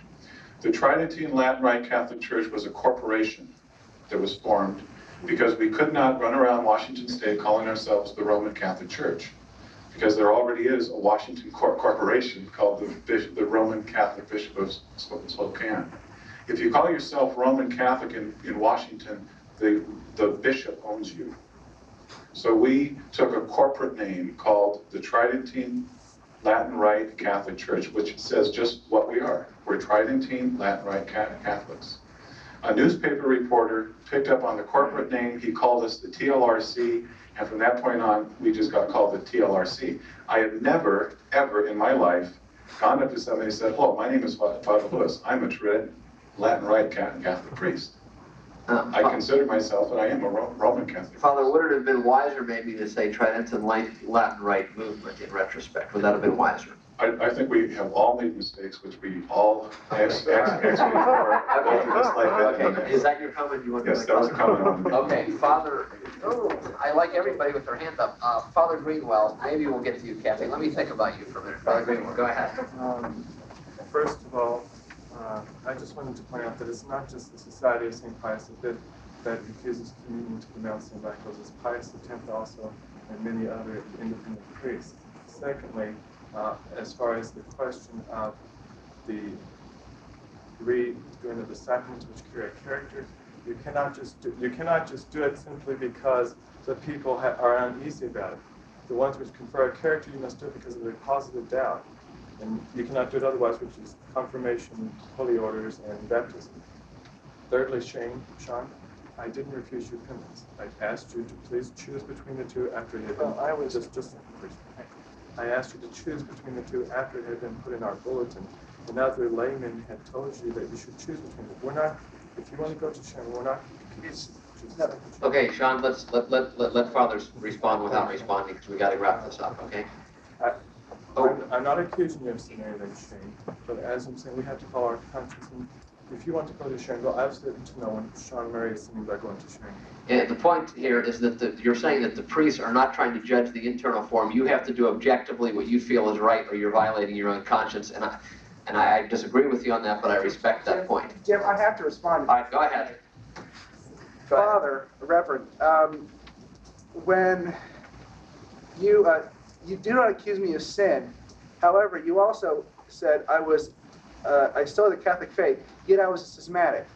Can I be in schismatic and not in sin? That's the question I have for you. You said I am not in sin, therefore, if I'm not in sin, or you're not accusing me of sin, then why can't I receive the sacraments? Because you're telling me one thing, you're a schismatic, you're a heretic, and schismatic to me, it's a mortal sin. You cannot save your soul in a schismatic church. If I have not committed a sin, therefore I must be Catholic and I must receive the sacraments. Yeah, I have the right to receive them. Okay, go ahead. Would you swear to it on the Bible that I called you a heretic and this is Okay. Yeah, I can say implicitly yes. Okay, now wait, hold on. I'm in communion with schismatics. That's okay, we're now down into a personal thing, so we're going to have to cut off. Can I make a response to one of the points? Go ahead. Are you done? Go ahead. One other point. Go ahead. As far as the fourth thing, if I claim to be the Pope, would that make me schismatic? Claim to be the Pope? Yes, sir. Or crazy. Okay. Okay, go ahead. Go ahead. Did not Schuchart claim to be the Pope? Publicly, no. That's one of the reasons. Okay. Publicly, no. That's one of the reasons why we got terrifically upset. When I started hearing rumors that he was claiming to be the Pope, I said, what? This is not Catholic. It was, he said that privately. But he also had pictures made, whether they were put up in Mount St. Michael's, were made. He dressed as the Pope, he wore the tiara. No, where'd you get, who told you that? The priest said. That's not true. Okay. Okay. But one point, he started with one point. Go ahead. Please, thank you, sir. Go ahead. Also, did not Schuchart set up holy days of obligation? As a bishop. Set up holy days of obligation. He called himself Hadrian the No. Yeah. Okay, that's what I have. I could be wrong, and I'm not going to say that I'm absolutely right and you're wrong. But I mean, I do believe what I'm saying. I just want you to know I'm not saying. We're saying it was not right. Okay. That's all I have. Thank you. Okay, very good. One response on what Father said. You know, when he said that some priest, besides the Society of St. Pius V and Society of St. Pius X, refuse the sacraments, I would say yes and no. There are a number of my parishioners in Omaha and in central Nebraska and in Kansas, when they absolutely cannot go to anyone else, they're fined any Catholic priest, and it's common knowledge. I mean, they let the priest know who's administering the sacraments. They receive the sacraments. So I think we have to make a distinction, even within the Society of St. Pius X, that those distinctions are made. One of the things I could give an example is like who's the priest? Lawrence Bray up in St. Cloud, Minnesota. Father Bray. He has told people that they cannot go to the Mass and the sacraments of anyone from Mount St. Michael's because of shoe cart. Do you know Lawrence Bray, Father Lawrence Bray left Mount St. Michael's in what, 69 or 70? I never met him. He never met me. And he's talking about something that happened, it was 1970, he's talking about something that happened 21 years ago. Shoe cart's been going on 8 years. You know, I wrote him a letter recently and I said, what do you know about Mount St. Michael's now?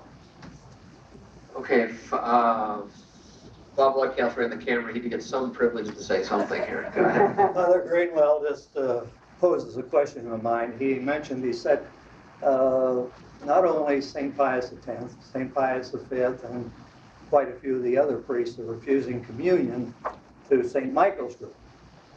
Now, what about the people that are just friendly to St. Michael's group? Are they also refusing communion to them? Well, you mentioned the Bishop Pius X, Pius V. You said there's certain independent groups that are refusing communion. They're guilty of sin if they're refusing communion, full to stop. the St. Michael's group. Now, are they also refusing communion to somebody that's just friendly to their St. Michael's group?